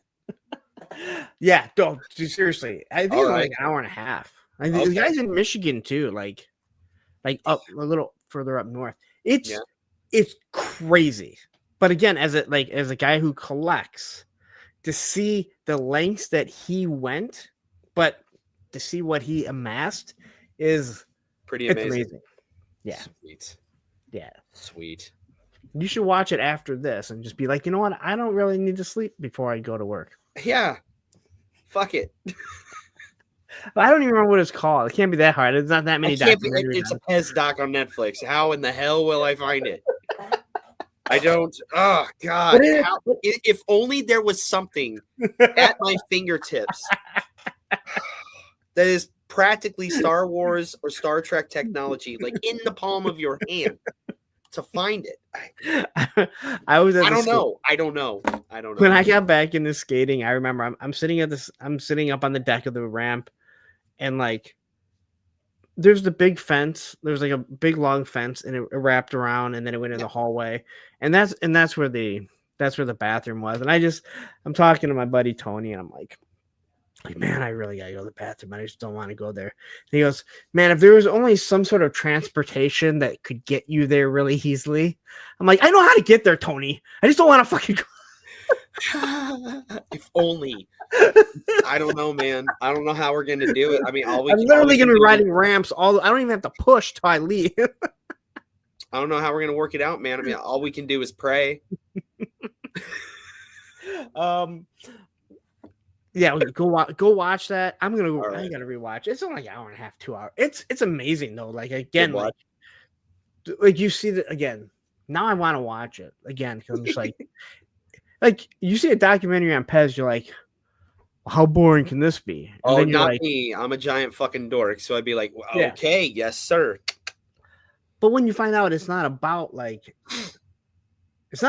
different Pez's that they collect. It's about this journey and how it just you gotta watch it. It's awesome. Anyway, I'm in. Where were we at? I'm graduating high school in 2000, and toys are right at the precipice. Geekdom, period, is right at the precipice. It's ripe to start going mainstream. Okay, because that is part of what kicked this off. DC Direct starts making some toys, and at this point, I have a comic book shop that I'm going to regularly. Okay, and then you got to think X-Men. The first X-Men comes out. Yep. I can remember when I was with my ex, not Susan, but the one before her. I remember being at Aldi's and they had Masters of the Universe figures because they always get toys at Aldi's. The 2000X ones? I believe so. Well, oh yeah, it would have had to have been. The one I remember is Triclops. I remember him being there, and I thought it was super cool. I thought it was super cool, and they had like 4 different ones. But I remember seeing the Triclops, and you're at that. I didn't have a lot of money then, so I never bought any. But I had no idea what they were. I'm like, hey, those are He-Man. Like, yeah. Oh, I was pretty stoked when that came back. Hell yeah. But like, what got it cooking for me again? So at this point, I'm going to college. I'm making my own money. I'm doing all right. Hold on, before we get into that, when you graduated, you went right to college? Yeah. Okay. Yeah. Were you also working? Because Yeah. Okay, so you're in the workforce, but you're not. I'm assuming not professional workforce. No. You're just making money to pay for college. Yeah. And just keep a little change in my pocket and shit. Because this was back when like junior college was, you could work a summer and you could pay for both semesters, including your books, and have a little bit left over. So yeah, I started collecting, started buying DC Direct as those were coming out, and I was all in on that Toy Biz. Let's get nuts. Where is it? Where do you come up with the line though? What line? You want to get nuts? Come on, let's get nuts. I don't know. Probably something stupid I said. Yeah, I'm trying to, because that's from a movie. Yeah, it's from Batman. Yeah. Are you behind? Maybe he's playing catch up. Are you in the past? Come join us in the future. I'd love that. We'll find out shortly because we were talking about it on the Circle of Jerks. I'm like, that person's in the past. And people in the past are the greatest because they don't realize it. Yeah. Until they get to don't realize how great you have it. Yeah. And they don't realize they're in the past till they get to the point where you're like, oh, dude, this guy is so in the fucking past. Hey, come to the future. It's awesome. And it's pretty rad. It'll be like 15 minutes later. They're like, I was behind. They're like, no shit. Come to the future. We have hot pockets. It's amazing. It's amazing. You can make them in an air fryer now. Oh my God, I never thought about that. It's great in an air fryer. It's the only way to make them now. What you want to do, you're going to want to do about 30 to 45 seconds in the microwave, get it loosey-goosey, pop it in the air fryer for a solid 10 to 14 minutes, depending on the crisp level that you want. You're going to want that set at 365. You're welcome. I can't remember the last time I had a Hot Pocket. They still hold up. But I do have some pizza rolls in my freezer that I now want to eat. Oh yeah. You know, if my daughter was here, I may have actually had her make them because they sound so good and eat them on air. Break my own rule, right? All right, so you graduate. Yeah. You go to college. Yeah. Now you said you started with community college. Yeah, I did my associates at local 15 minutes away for a Hot Pocket is an intern. Yeah, well, you know what? Good things come to those who wait, okay?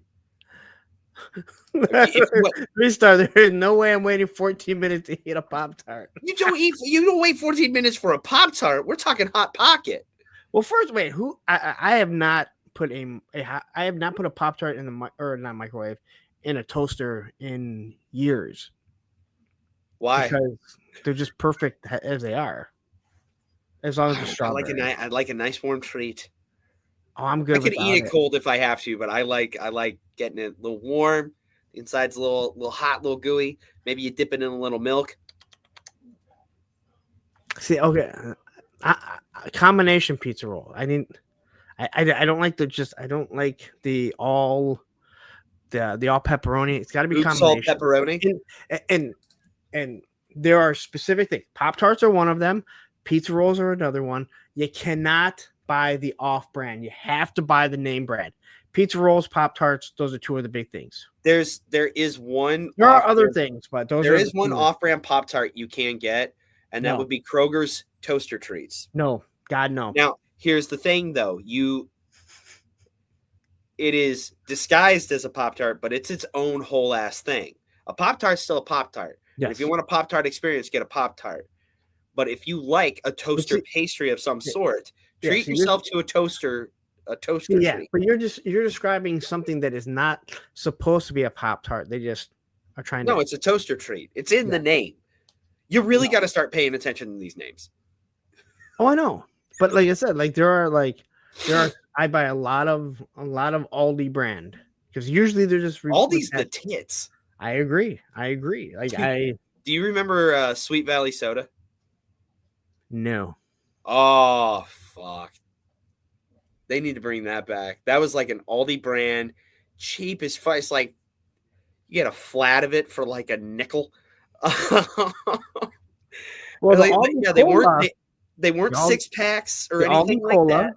What's that? This is Aldi Cola. Okay. It was 69 cents not even a year ago. Now a 2-liter is 99 cents, and it pisses me off.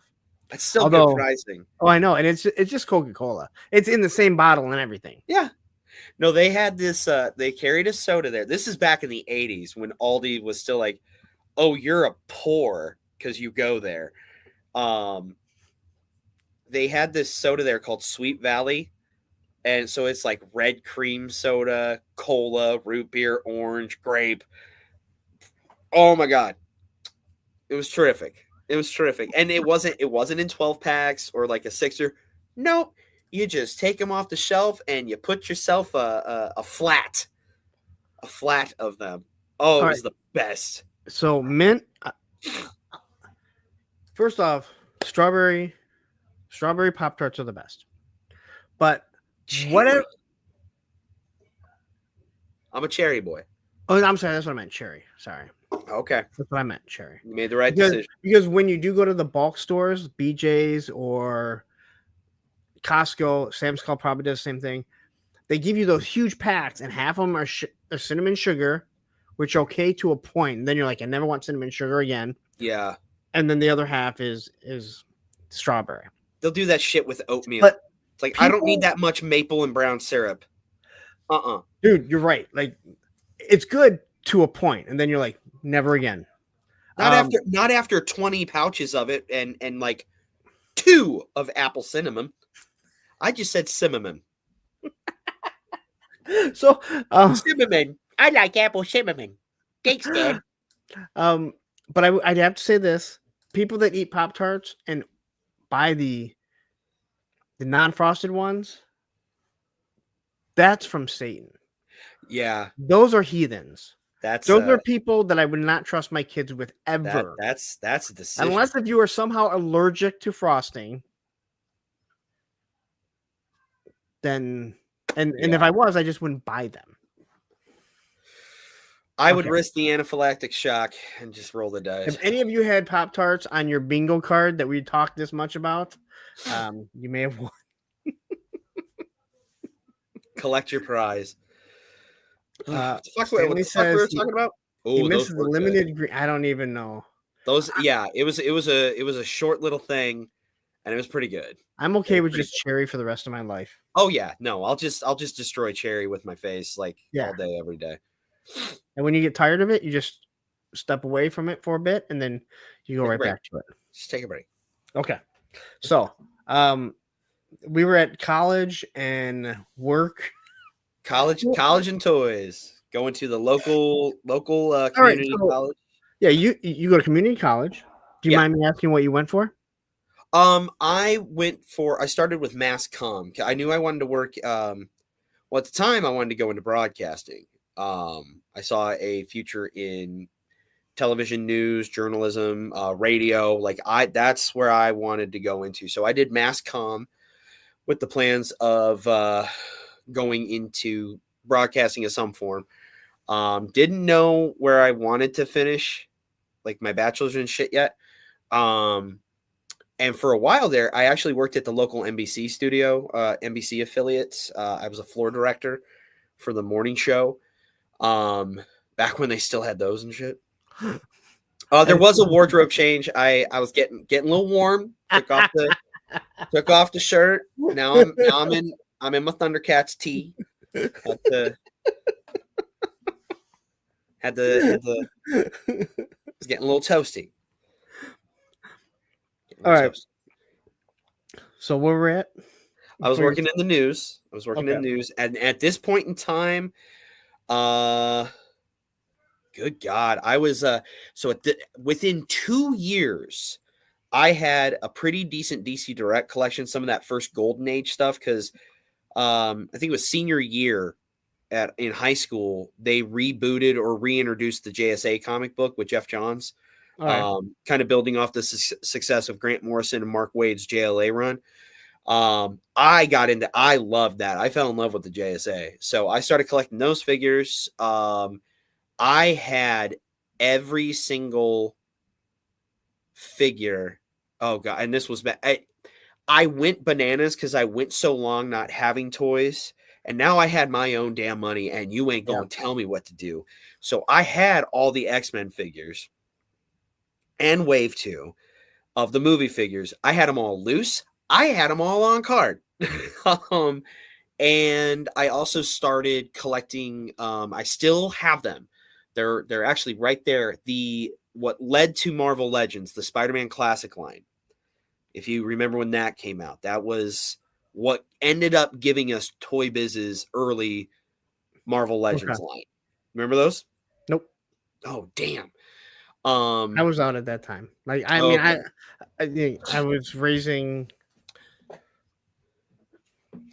I was with Susan, and we had her daughter. Then my son came along, so I didn't really buy a lot of stuff. I mean, I would still go to the toy aisle and stuff like that, but I didn't buy a lot of stuff.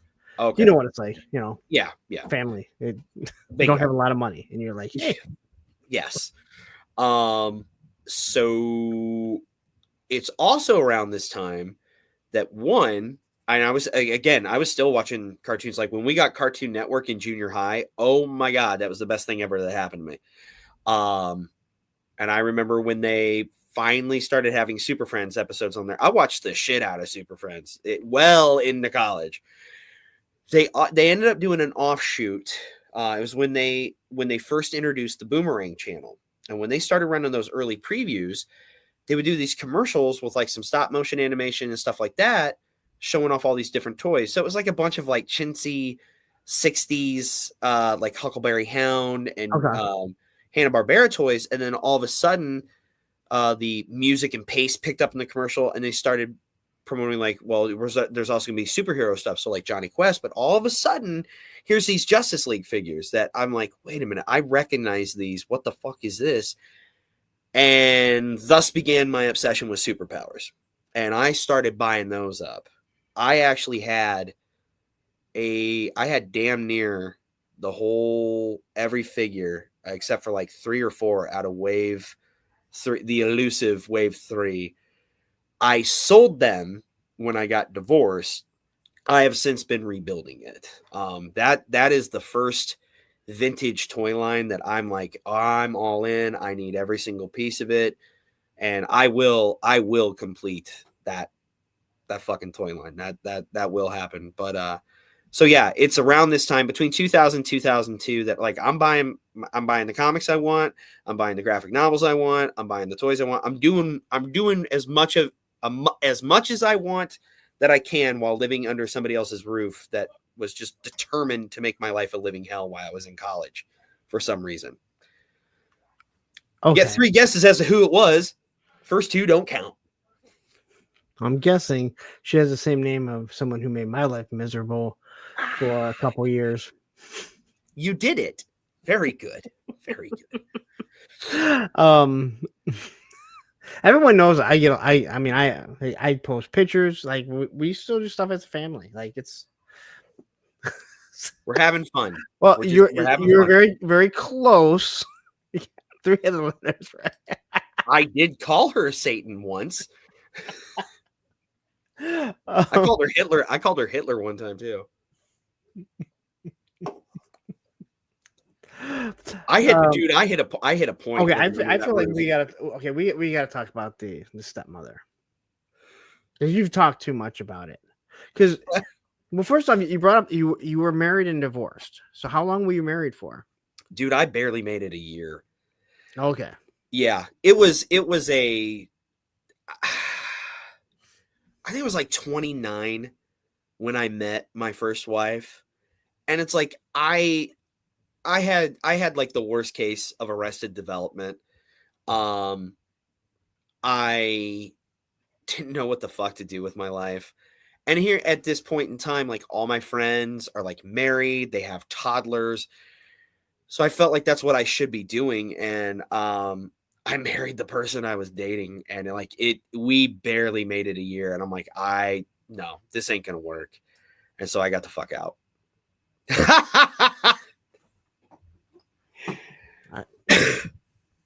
Bullshit. She wrote the foreword, Allison. I still need to change it.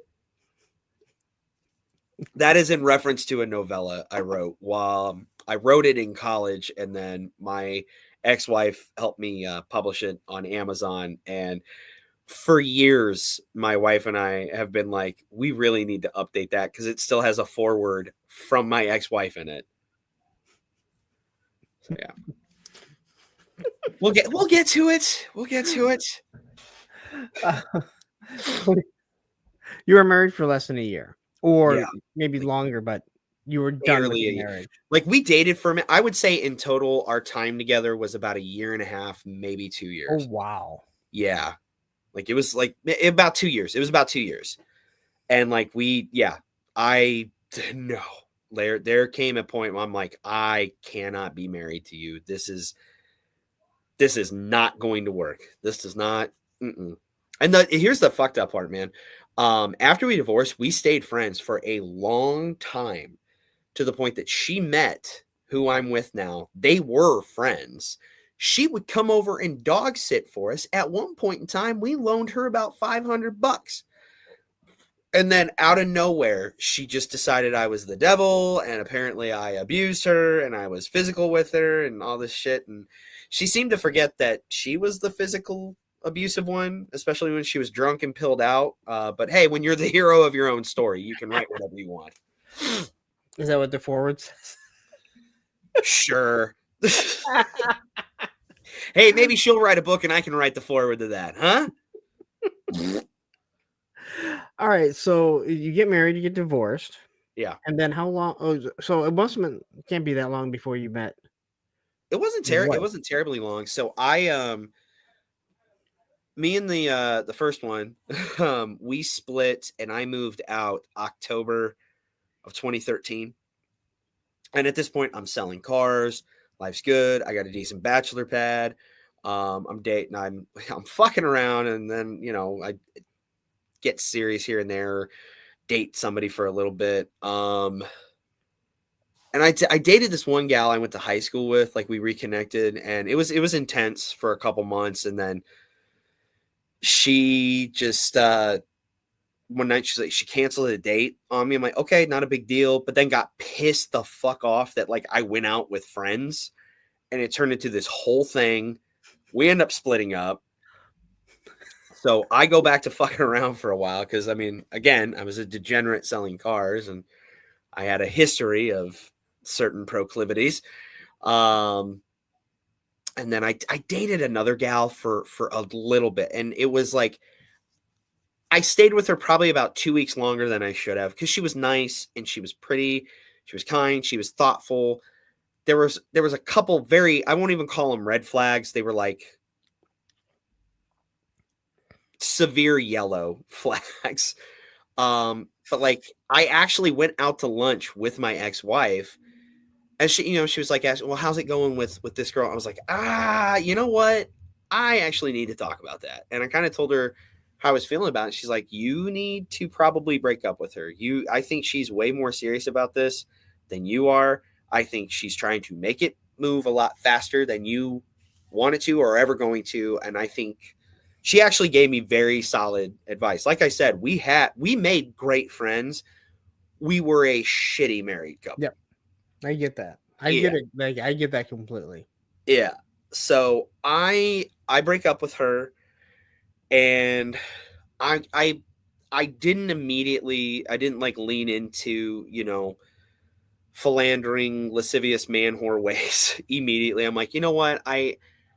Let's just take a break. I don't need to go out with a different girl every night. I don't need to go do this. I don't need to do that. Like, let's just take your dog for a walk in the evening, then come home and read or something. Like, just calm down for a minute. And I did that for a few weeks, couple months maybe. And then I happened to come into Pekin to see some friends. At this point in time, I was living in Peoria. So like about a 20-minute drive. And I bump into an old buddy of mine that I would see here and there. And he starts talking to me, no joke, starts talking to me about Tinder. So this is the early days of Tinder. And he's like, you got to download it. You got to download it. I was like, I don't know, buddy. I don't know about that. And we download it. I'm looking at it. I'm like, all right. I'll check this out. And like I had a couple Tinder dates here and there, what have you. But I had a couple hookups. But the first night I downloaded it, I'm going through and I see this gal who's very cute, pretty. She's a little quirky. She's being silly with her glasses. She's like obviously a dog lover, holding her dog and stuff. And I was like, oh, I'm swiping on that. Said she was like 50 miles away, within a 50-mile radius. And I want to say like about maybe a week goes by or so, and we match. Long and the short of it, it was Shauna. That's my gal now. And the only reason why we landed in each other's bubble is I was on the ass end of Pekin at a pub called Corey's. She was in Bloomington Normal at Illinois State University picking up her cousin to go up to Chicago for her little sister's wedding or baby shower or some shit. She was living in Tennessee at the time with who was about to become her ex-husband. And her cousin, I think the same night, talked her into downloading Tinder. And we happened to swipe on each other because we happened to be in that radius. And long and the short of it, we talked for like 2 weeks, just talked. And then she wanted to come up and see me for my birthday. Well, she's like, I would like to like actually meet you. It's just hard. I live in Tennessee. I'm like, my birthday's coming up. I'd honestly love to see you. She drove 6 hours, came and saw me on my birthday. She will tell you till the day she dies I'm a crazy person because I knew that day I was that was the girl for me. I just knew. It was just that gut shot, electricity. I knew she was the one for me. shit. You know what, man? I want to say Murfreesboro, but I may be wrong. I can't remember what part of Tennessee. But anyway, no, we started seeing each other. She moved back up to Chicago. I'd go up and see her. I'd pick her up and bring her back down here. And that was my birthday's May 17th. So I met her physically on my birthday. The weekend, it was about maybe 2 months in, if that. There was this big thing in Peoria. I'm sorry I'm rambling, but you started this. There's big sales. Like we always joked and called it rich people garage sale. It's called the Moss Avenue sale. Moss Avenue is this very historic, very woo road in Peoria where it's like old school mansions are very old. It's old Peoria. There's like a Frank Lloyd Wright house. I think 2 of them actually up there. So some historic landmarks. She came down to see me, and this one right here, it's a duplicate, but the one she bought me is up there. We're at a garage sale, and lo and behold, I see that He-Man lunchbox. I was like, oh man, I start telling her all about He-Man, what it means to me. And she's like, oh. And she said, oh, did you check out this table over here? And next thing I know, she's walking up to me and hands it to me. I was like, what the fuck? And she's like, yeah, I bought it for you. And I was just like, what? And she's like, yeah, you really wanted it. And it sounds like it's really important to you. And I was really moved by it. So like the weekend is coming to an end, and it's like the last day she's going to be in town. We're getting ready to drive around and do some stuff. And we're sitting in my car, and I look upset, and she's like, what's wrong? What's wrong? I was like, I got to tell you something. And I don't know how to say it. I've been thinking this for a while, and she starts to panic because my dumbass, the way I'm saying it sounds like I'm about to break up with her. And she goes, are you seriously, like, are you fucking breaking up with me? And I looked at her. I'm like, what? No. And she's like, what the fuck are you talking about? And then like a fucking pimp, I look at her and I was like, I can't keep telling you goodbye. I can't keep doing that. You need to move in with me. And that was that, man. We were off and running. That was like 2 months in. So she buys this He-Man lunchbox. Yeah. Did you have her make you a sandwich and then you show up at your stepmom's house, drop it, and say, look, He-Man? And I would have. No, but oh God, did we get into some fights about my beloved? It was, and they were ridiculous fights. So it's funny, like when she met Shauna, she thought the sun rose and sat on her. And I should preface, from about 6th grade up until like this point in time that I had not spoken to my mother. I told her off. We'll come back to that. I told her off, and she hadn't talked to me in years. So I told her off when I was 11 to leave me the fuck alone. We will come back to that because I end up having a relationship with my mother. I reestablished it. A couple years into dating Shauna. So it was about 2016, 2017. But yeah, when my stepmother first met Shauna, the sun rose and sat on her. And then out of nowhere, she had a problem with her. And when I confronted her about it, this is not a fucking joke, man. She had the balls to say, it doesn't seem like she wants to work. This is a woman who was the most shiftless piece of shit on the planet. And I was like, where do you get off saying that? Shauna has a number of, it's not as hard on her now, but back then it was very, very threatening to her. She had a lot of physical issues, and she had like weight limits to like what she could do.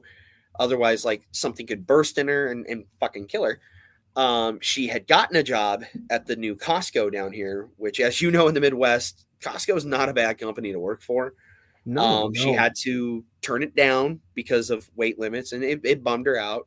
And eventually she did find a job, and one of the jobs ended up growing into the career she has now. And she's a fucking superintendent at one of the local parks. You know it, Quip. You know it, baby. Susan, mother of Not- my children. If not- you just happen to be coming across, this has nothing to do with you. I said, not you. This is his No. stepmom, who is This a is- horrible person. This is my bullshit. Yeah, you're only a little bit of a horrible person. This is my bullshit. Good, marginally less bad, Susan. Am I helping? Am I being a big helper? Again, if she was watching, You'd have already gotten the message. oh, dude, oh my God, yes. Be like, I gotta end the stream. I gotta deal with this. So we go out to lunch one day, man. And part of it is I messaged my dad, and this is where like the downfall of my relationship with my dad starts. I was getting sick and tired of Susan being very passive aggressive to Shauna. Can I ask you? You lived with your dad and Susan from age from 88 forward. That was my life. Okay, and you didn't talk to your mom. Now, did you always refer to her as Susan? Or did you ever refer to her as mom? No, she was mom. Okay. She was mom.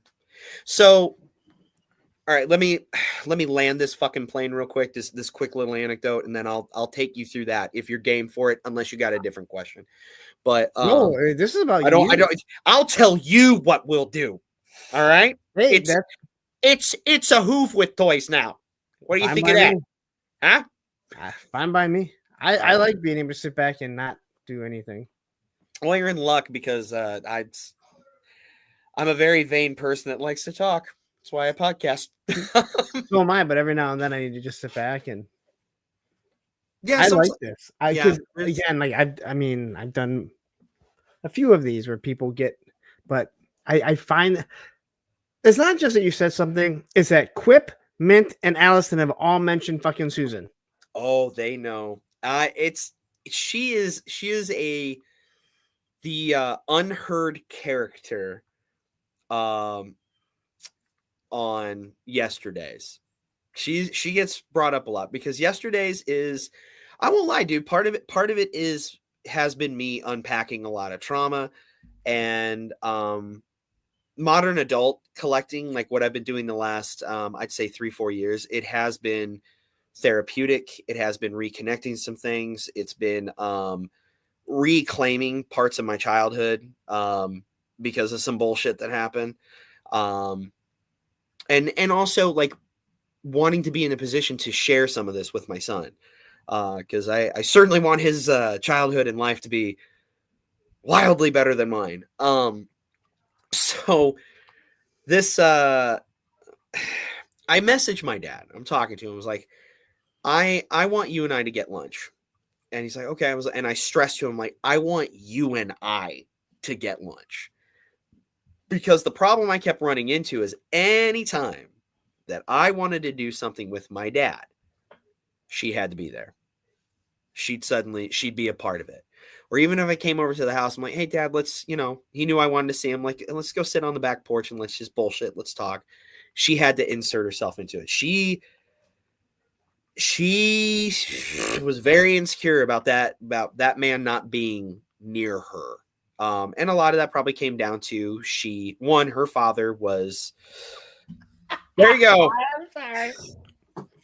Perfect Quip. Yes. She's the Maris. God damn, that was a good reference. Good job, Quip. Do we ever see Maris? No, I don't. Never do. I don't think you ever see her, if I'm not mistaken. But the long and the short of it, I go to meet him for lunch, and sure enough, there she is. And I'm like, you gotta be fucking kidding me. I sit down, I look right at my dad, and he knows he fucked up. And the whole time we're sitting there, all she's doing is talking about my two younger brothers. And my youngest brother is a colossal fuck up. And continues to be because she has enabled it. And she's telling me all this shit. Like he's doing great. And I'm just like, are you fucking kidding me? And then, and you're about to love this. She looks at me and says, well, I'll just, I know you wanted to talk to Daddy. I'm a grown-ass man. And she kept calling my dad Daddy. stop it. Like, no, that's my father. That's my dad. That's my pops. I'm not a girl. I'm not a little 9-year-old. No, he's not daddy. He's not daddy. Stop it. So she says that. She says, "Oh, I know you really wanted to have lunch with dad and you need to talk to him. So what's going on?" And I look at him and he knows what's about to happen. And I Wait, go, is she like Southern, or no, is just you just how you're making? I'm over Okay. accentuating. I'm just trying to. No. She does have a slight accent, though, because both her parents are from Pennsylvania. She grew up here her whole life. But her parents both had such strong Pennsylvanian accents that her and all her siblings, there is that Pennsylvanian draw. Okay. Like, you ever watch the Kroll Show? Remember No. that? Ah, damn. Okay. I'll send you something later. Technically, hell is south of us. I guess she is a Southie. So she says that. I look at my dad. He has a look on his face that he's like, I know what's about to happen, and this is going to suck. And I go, well, since you decided to insert yourself into the fucking lunch I wanted to have with my dad, I'll just ask you directly, what is your fucking problem with Shauna? And you could hear a rat piss on cotton. And she's like, well, what do you mean? I'm like, and I snap out. I'm like, don't. I should also preface, this is happening at the same pub where I Tindered Shauna. So this is, in terms of like pubs and hangouts, this is my house. We're in my house right now. So like, I don't even have to order. Like the dude behind the bar knows, okay, I'm going to bring him a double makers on the ice, on the rocks. I'm going to bring him a cup of coffee. That's what we're playing with right now. So I can be an asshole in this bar and it's fine because it's my place to be an asshole. And a couple of tables kind of go quiet, like, uh-oh. And she's like, what do you mean? I was like, don't give me the Babe of the Woods routine. You know exactly what I mean. You are shitty to her and you're going to justify it. You're going to tell me why. Well, I guess if you really want to know, I just feel like she doesn't want to work. And I don't know that I like that for you. And I was like, you haven't had a job in 15 fucking years. Who the hell are you to say that? I was like, he's in his 60s busting his ass at a factory. So what else do you got? She goes, well, it's just, she doesn't want to work. And, bear in mind, dude, I'm well into my 30s at this point. I'm in my early 30s. And she goes, what if something happens to you? I was like, what the fuck do you mean if something happens to me? Like, what the hell is going to happen to me that is going to change my life forever that I'm not going to be able to adapt to? She goes, well, you never know, Derek. You could be struck down with MS tomorrow. I'm not fucking with you, dude. That's a direct quote. We still make that joke. Her and I have been together for 11 years. We still make that joke. People get struck down with MS? No, they don't get struck down with it. It's degenerative. There's a process. Like, I'm not going to wake up tomorrow and have MS. Like, I'm not just going to instantly have it, right? I just want to make sure that I know, like, I don't have to worry about this for Friday. I just have to worry about my bad knees and everything else. It's a muscular degenerative disorder. It's not like, I don't know, AIDS. Like, nope, you got it. It's there. No, it's a slow burn and your body deteriorates. So it's like, if you have MS, if you have MS, you're going to know that you have it and you're likely going to find it out well before your 30s. I just start laughing my ass off and it escalated and I almost had a giant grade of MS on me. That would have been a real sticky wicket. So she says something, which again, that's not, no matter how you put that, she's not saying that in a nice way. No, being a bitch. So I took her to task. I knew I shouldn't have hooked up with her. She gave me MS. God damn it, I didn't use a rubber. Now I can't walk. Who knew that was a sexually transmitted disease now? God well, if you paid attention in health class. And it's a lot of, some things clear up with like penicillin, a Z-Pack, or some cranberry juice. Ain't going to happen with that.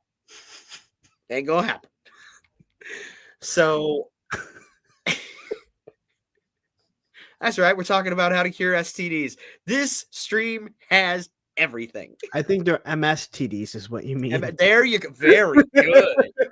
Very good. I like that very much.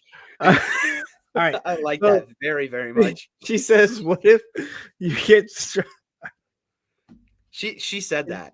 She looked me dead in the face and fucking said that. You could be stricken down with MS tomorrow. Could I, Susan? At 30 some odd years old, there's never been any indication that I'm gonna have it. Yep, it's just, oh man, it sneaks up on you like a heat rash. like?" Fucking idiot. All right. So what happens at this? Because Oh, I blew up at one point. I like stand up. I was like, oh no, that happens, and then it gets worse. If you can imagine it getting worse, it gets worse. So I had mentioned that Henry. so you're saying worse. I'm saying this is one of the greatest stories. This is great for me. It's awful for you, but it's great for fucking me. Is it? Because you know what? On Monday, there will be people in the stream now talking about getting struck down with MS. I love it. This is 2 gifts I've given you. Do you remember super chats and wee? Yeah, this is fucking Phil Collins all over again. There you go. This is back to the Phil Collins. How that became a thing. I can only imagine. MS, baby. All right. It's an epidemic. It's a fucking epidemic. Kids aren't using rubbers now. They're not teaching safe sex in school. And you got 16-year-olds suddenly stricken down with MS. All right. So what happens after this? Oh, yeah. It gets worse, man. So I had mentioned earlier that Henry is our miracle baby. So Shauna unfortunately suffered a lot of reproductive issues. She had she has endometriosis. There's a trifecta of things that just make it literally as close to impossible. Hey, Andrew, get drunk. Yum yum. It makes getting pregnant damn near impossible, and she had all 3 of them. And so if we were going to have a kid, it was going to be very hard. At this point in our relationship, it was going to be very hard. But we were going to try our best. Somehow Susan turns that into she can't have children. And what does that matter? What the fuck does that matter anyway? Oh, just wait. Okay. She says, well, it's just, I don't know if she's going to be able to give you a child. I was like, why the fuck would you say that? I was like, how could you fucking say that?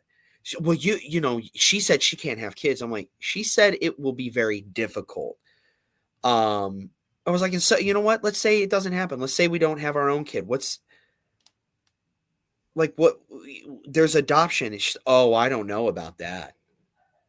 And I clock my dad out of the corner of my eye, immediately tense up. Because bear in mind, this is my stepmother.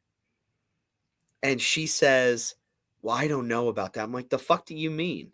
You don't know about that? Well, that's somebody else's kid. And I go, and?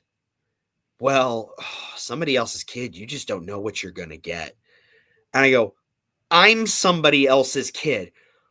Oh, well, that's different. I'm like, how's that fucking different? How is that any fucking different? I'm like, you didn't shat me out of your womb. I'm somebody else's kid.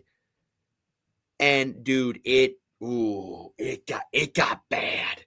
It got bad. Like, I stood up, my chair went flying back, and I cussed her the fuck out. I was like, I don't know who the fuck you think you are, that you can fucking Clint. Yeah, Clint and his wife have adopted. Awesome. Fucking but good for you, doesn't dude. know how to pronounce his own last name, so Jorgensen. Clint Jorgensen.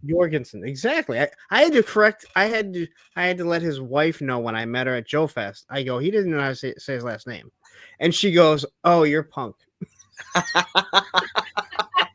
I see my reputation precedes me. Oh. But yeah, dude, she looked me stone cold in the face and said that. You don't know what you're gonna get with somebody else's kid. Oh, buddy, I hit the fucking ceiling. My dad is like, sit down, please, just sit down. I was like, I'm not gonna fucking sit down. I was like, fuck you. And it. Oh, see, I don't know, dude. Maybe Susan's right. You don't know what you're gonna get.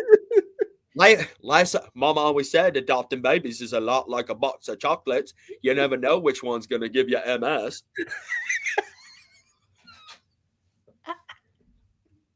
We're having fun. We're having fun on a Thursday. I mean, okay, so I can say this, since my ex and I had split up, I had dated girls, and early on, where I had a couple say about Emily, my stepdaughter, and they go, well, she's not even yours. And I went, whoa. I raised her since she was 5. I was there from kindergarten to the day she graduated. Yeah, you're her dad. Exactly. She's never met her dad. I was like, yeah. And the moment that leaves someone's mouth, I could tell you, this is never going to work. Yeah. Yeah. How do you make it work? You know what I'm saying? And believe me, it is not as easy to love someone else's kid as it is your own, because there is something there. Yeah. But she is 29 now. She's no different. Yeah.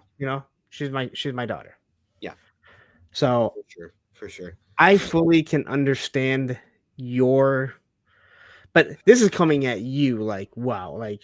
Well, it's just like, I'm like, do you forget who the fuck you're talking to right now? That's what's weird.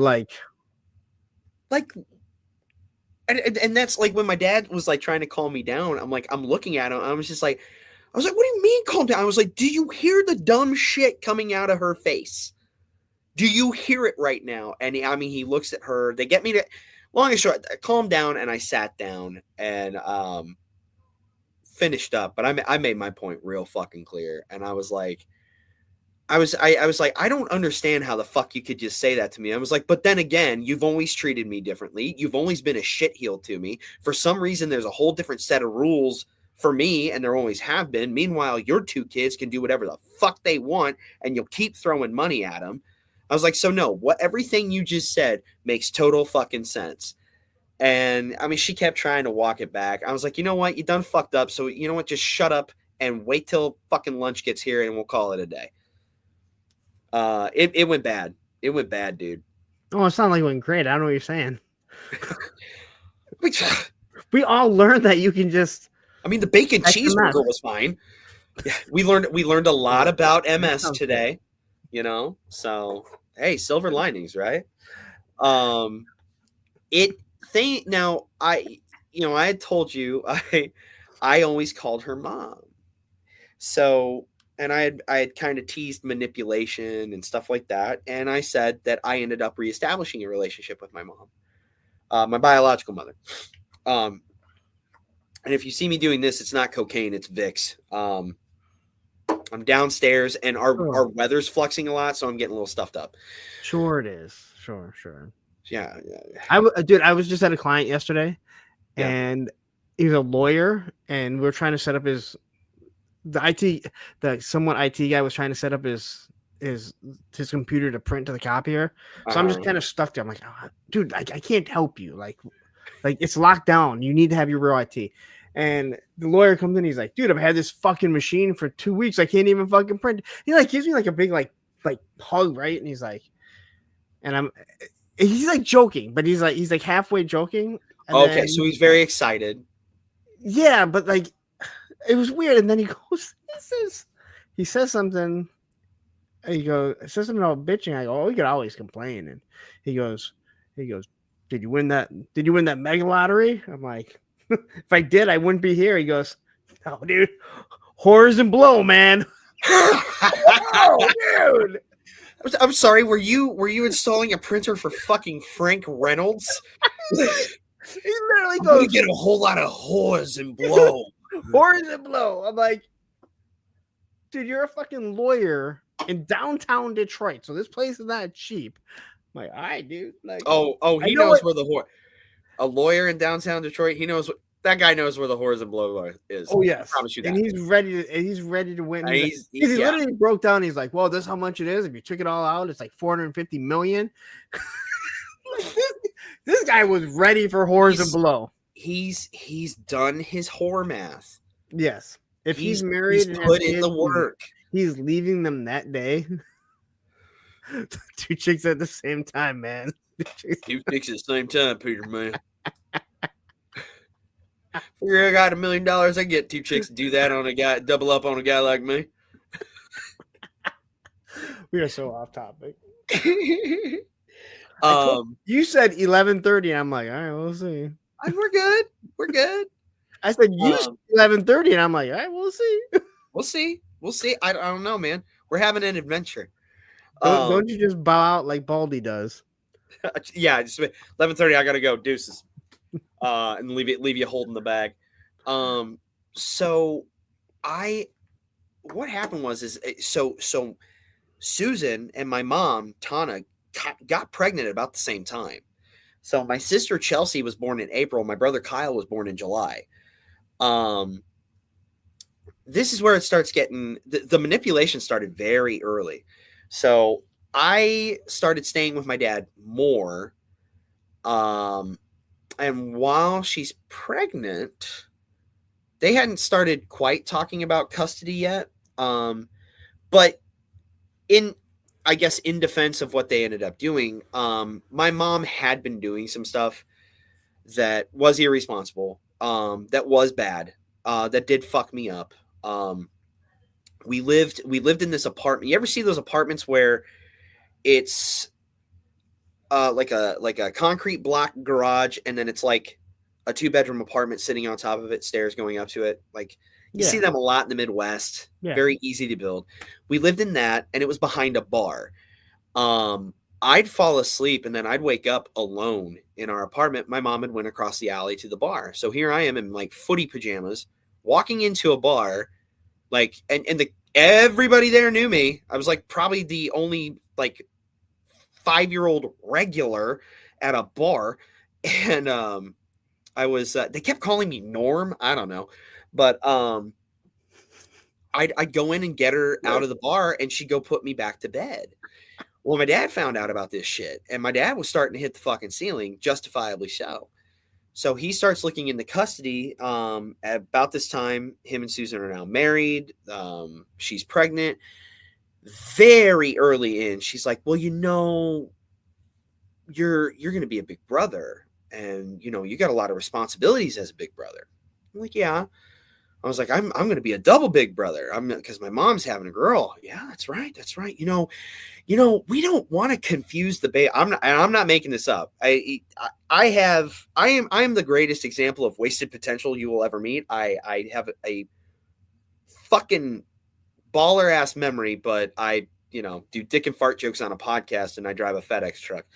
So I remember and retain an ungodly. What's that? Susan just sent me a Facebook message. Or she'll send me like real. Okay. Like Susan sent a message. I was like, uh-oh. Assure her. We're different, Susan. It would not be a Facebook. It would be a text. It would be a text. Oh, okay. Or she just start calling him. Gotcha. Because she's nowhere. No, it's the productive Susan. We had to change mine. Mine was the lazy Susan. No, is the lazy Susan is now called the productive Susan because she does not like. She's like, I hate that term. Why? I hate that term because technically the lazy Susan it spins. She's like, this should be like the productive Susan. So I brought it up to Tony, and Tony. Tony's fakes can't remember shit, but he remembers the productive Susan. That's what he remembers. With that. Yes, he remembers that. So she starts with this. Well, since we don't want to confuse the baby, you should probably stop calling me Susie.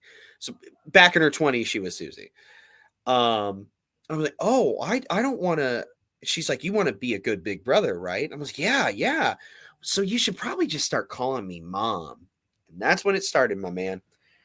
From there, they got custody of me. If my mom was a minute late for her visitation, well, we got to go to the store. We can't keep waiting for her. And we'd leave. And my mom would show up and I'm gone.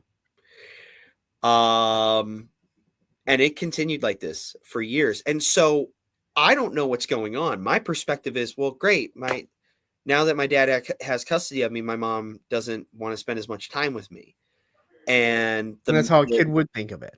Yeah, that's exactly how I thought of it. And you don't realize a minute late is I got stuck at a light. The fucking train. I don't know what that is. I'm just being told, well, she's late. Yeah. And here's what would make it even more fucked up. It was, well, why don't you go outside and wait for her? I didn't realize this, but it's like 10 minutes before she's supposed to be there. So while that 10 minutes is going on, she's getting ready. She's getting my infant brother ready to go to the store. And it's like, well, we've been waiting 10 minutes, Derek. And anybody in the chats, if I don't mean to hijack some, I should preface with this. Some of this stuff is kind of dark. It is kind of shitty. It's very mean. So can be a little triggering for some people. If I get a little wistful, Lawrence, I do apologize, but it is something I do get a little emotional about sometimes.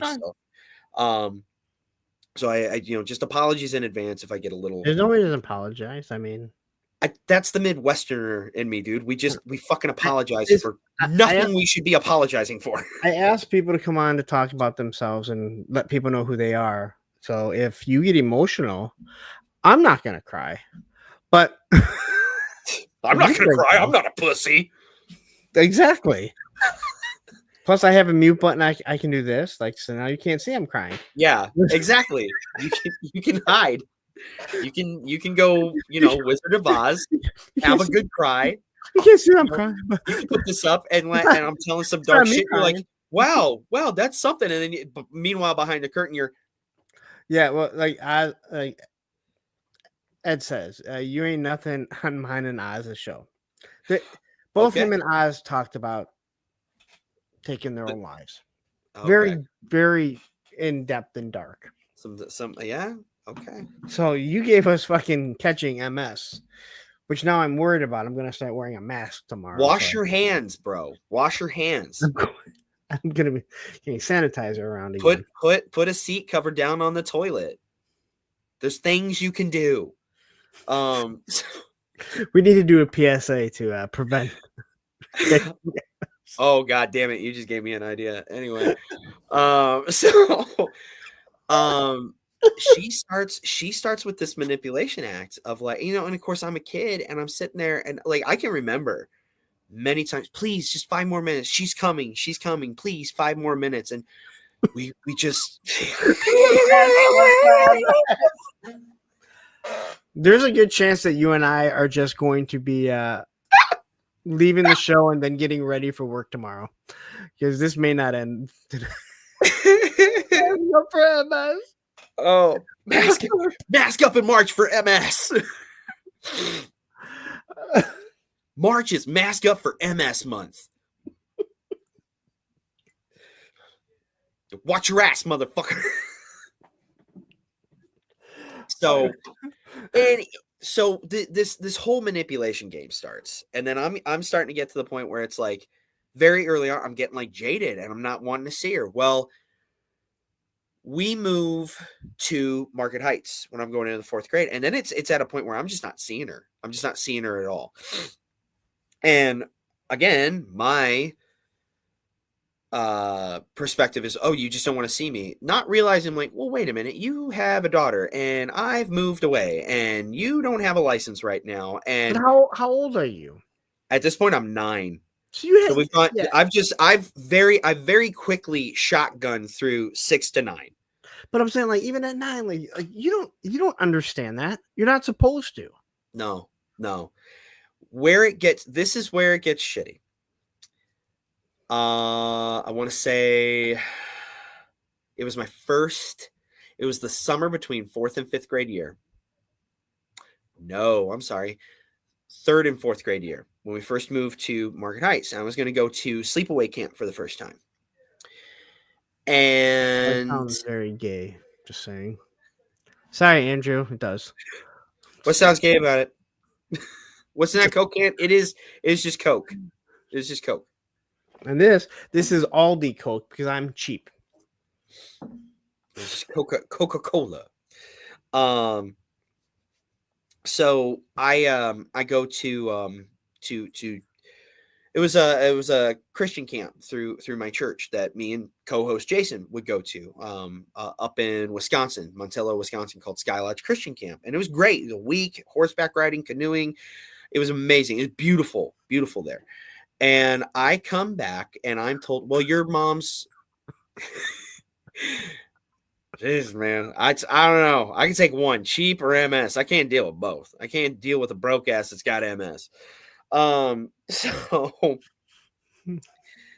I come back and I'm told that my mom is moving to Tennessee. And the reason I'm given is that she got caught up in a drug sting called Operation Iron Eagle. That was a crackdown, no pun intended, on crack cocaine in central Illinois. Because at this point in the 90s, crack had become quite an epidemic around here.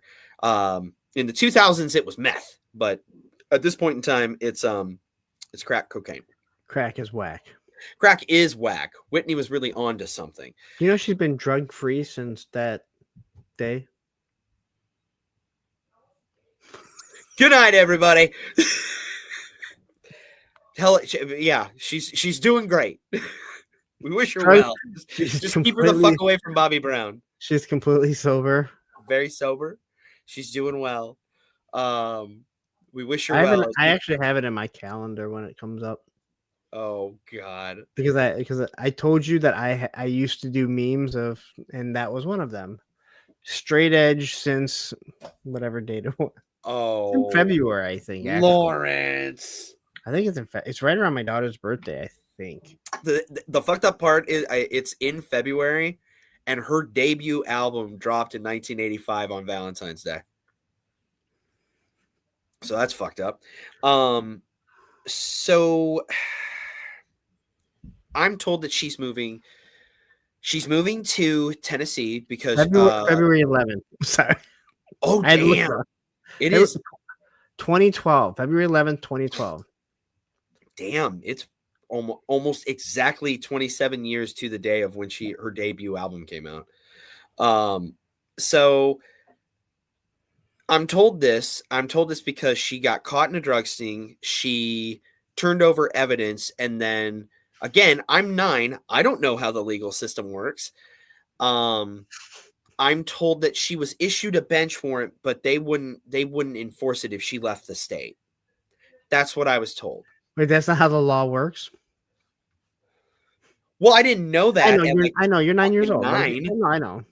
I wasn't up on my, judicial rulings and what have you. But the sad thing is that is what I believed for a very long time. Like into my 30s. I believed that. Because it wasn't like I talked about it a whole lot with people. It wasn't until I think I was talking with Shauna about it, and she's like, wait a minute. That doesn't sound right. I was like, well, what doesn't sound right? She goes, I don't think that's how that works. And in the meantime, my mom had somehow gotten my number. And when I say meantime, just so you know, your wife was like, fuck, how am I going to tell him? Oh, yeah. That's not how that works. Oh, I guarantee she had that moment of like, wait, whoa. How do I tell this man? How do I tell this adult? That's not how the legal system works. Yeah. Well, and here's the sad thing, dude. I knew a lot. And I think, here's the thing. I think I so desperately wanted to be accepted. I so desperately wanted approval. I so desperately wanted to have something that it's like, yeah, I believed it when I was 9, so I just went with it. I just went with it. I never questioned it. I didn't have a reason to I get question it. it. You know what I mean? So, but about Because you're like, why would they lie to me? Why? and Why, that was why that would- was the thing. Why would you lie to me about that? yeah. Even as Um, an adult, you'd be like, why would you lie to a 9-year-old kid that loves his mom? yeah. So I think it was about 2015. At this point in time, Shauna and I have been together for a year, and in the mix there, I get a text message, and I know it was a Tennessee number because at the time my sister lived in Tennessee, and my sister at this point my sister and I ended up reestablishing a relationship when she was about 16. 50, she was 15 and I was 21. We Okay. reconnected and we stayed in contact ever since. It would get sporadic here and there, or a number would change, but we'd find our way back to one another, and we stayed in contact. And finally one day I asked her, I'm like, "Did you give mom my phone number?" And she's like, "Yeah, I'm sorry." She was crying. I knew at this point her and my mom were in each other's lives again. So she had issues with your mom also. Yeah. Okay. Which if anybody had any grounds to have, because when she moved to Tennessee and after my grandparents died, oh, did my mom spiral in a bad way. And Okay. how my sister turned into the person she is a miracle. It is awesome. I am incredibly proud of her. That she became that she's a good mom and she's hardworking, because from a statistic standpoint, everything was working against her to lead her down a bad path, and she of her own volition and by the sweat of her own brow is a good person who works hard, who loves her kids and busts her ass for both of her kids, and I am insanely proud of her for that. Meanwhile, I had a good life, but I still just spiraled and was like, especially in college, I drank like a fish. I'd get into a fist fight at the drop of a hat. Not a ton of drugs, but I'm some here and there. I was not straight edge, Lawrence. And I Most slept people weren't. around. I slept around a lot. So you're saying if you won the lottery of 450 million, you're taking home, there might be a week of horrors and below. Now, no. Now, no. 450 million, your wife is probably going to forgive you for 1 week of horrors and below. No, I would. I would. Oh, I know exactly what I do. I would fast track fixing up this house, sell it, and I'd buy something in the country that's a little more. I'm a very different person than I It's used to. 450 million. Hey, you want my house? Take it. I'm out of here. Here's 50 grand. Fucking fix up what needs to be fixed. It's the mentality of no, I have to see this through. I have to fix this, and there's a reason why. This house has history to me. Okay. My aunt rented this house in 1989 for 1 year, and she's the only person who rented it that was not a part of the family that owned this house. And this was it was a safe space for me as a kid. Like Okay. her son, my cousin John, was like my best friend in the whole world. I'd come over here and it was Legos and Nintendo and movies we shouldn't have been watching, but we got to do it anyways. And all the Kool-Aid you could want. So, yeah, when we were house hunting, this house came up and I was like, I have to buy that house. So Okay. it needs some TLC. It needs some updates. It needs some fixes, but it is mine and I will. They could I will always be figure your it out. Motu house, though. That's true. At that point in time, I could just keep it and the whole house becomes a massive toy room. Mhm. Where you end up so- spending more time than at your new house. Because you're like, every room has 3 TVs with Motu on it. Maybe. You have 450 million that you've taken home. All right. You ain't going broke by the end of the week. No, it's true. Especially on, hookers and blow. But knowing my luck, I'd get struck down with MS. So He won the lottery. 450 lottery, million yeah, brought home. I'm going to become a. Little You did he know, realize with the I'm going to lottery, become a he damn. brought MS too. I'm going to become a fucking Alanis Morissette song. Won the lottery, got MS the next day. Darren says 450 million does a lot of fixing up and probably cures MS. Only one way to find out. Step All 1, right. get MS. Step 2, get 450 mil. So anyways, she gets my number and she starts texting me. And it was just periodic. It would be like Merry Christmas, Happy Easter, Happy Birthday. And and this continued for like I think about a year. And Did you ever respond to her? Like when she would say for a while, no. okay. I didn't. And then But she was still trying. She was still trying. And I was so it's But you asked your sister to give. No, she just gave it to. Oh, or actually, okay. I thought you said I think what happened was my mom went through her phone and got okay. it because my sister was like, he doesn't want to talk. He just wants to be left alone. And so like my sister was doing her best and to like have a relationship with me, try to make mom understand, but like she was in a tough position. And like when I asked her, I was like, look, I'm not going to blow up at you. Did you give her my number? And she's like, not really. She went through my phone. I was like, okay, I'm not mad at you. She's like, and then she's like, I wouldn't do that. She goes, but I will say this, maybe give it a chance. And I was like, I don't know. But like something kept tugging at me because otherwise I would have blocked the number, you know?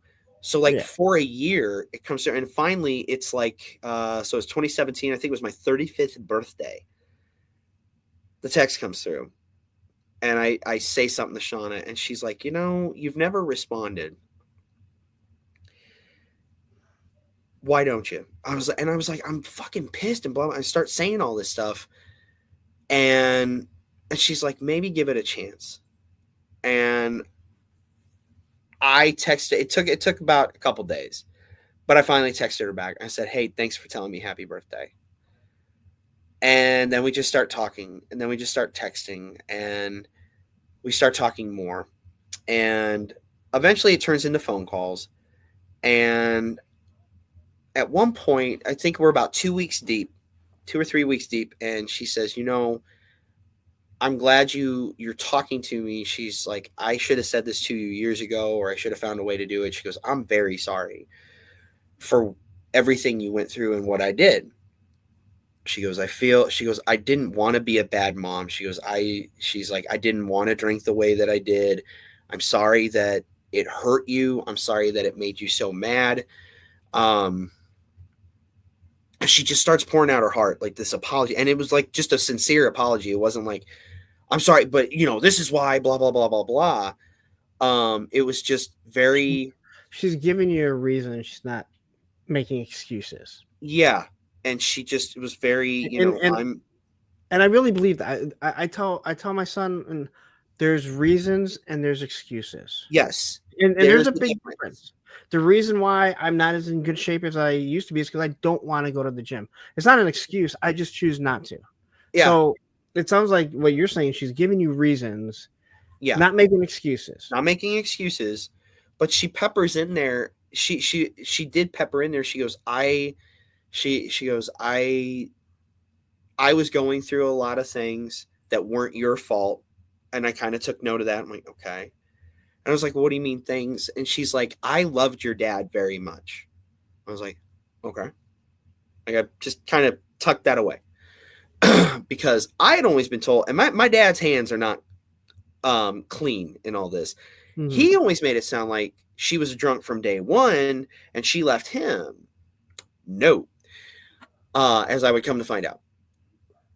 And she says something to, referring to like when she was moving to Tennessee back, the whole church camp thing. And she's like, I was so depressed being there. And finally there just came a point where your grandma was like, just move to Tennessee. Just come here and start fresh. I was like, well, I was like, back that up a little bit. What do you mean? She goes, I kept trying to see you. And every time I kept trying to see you, something got in the way, or you weren't home, or she referring to Susie, she's like, would run an errand, and I'd show up, and it's like, you had just left, and here's a note on the door, and blah, blah, blah. And I'm all of a sudden, a lot of shit, not that I had repressed, but I just hadn't allowed myself to think about Yeah. for a long fucking time, starts coming back. And it's like you start connecting all these dots in your head, and you're like, wait, whoa, whoa, whoa, whoa, whoa, whoa, whoa.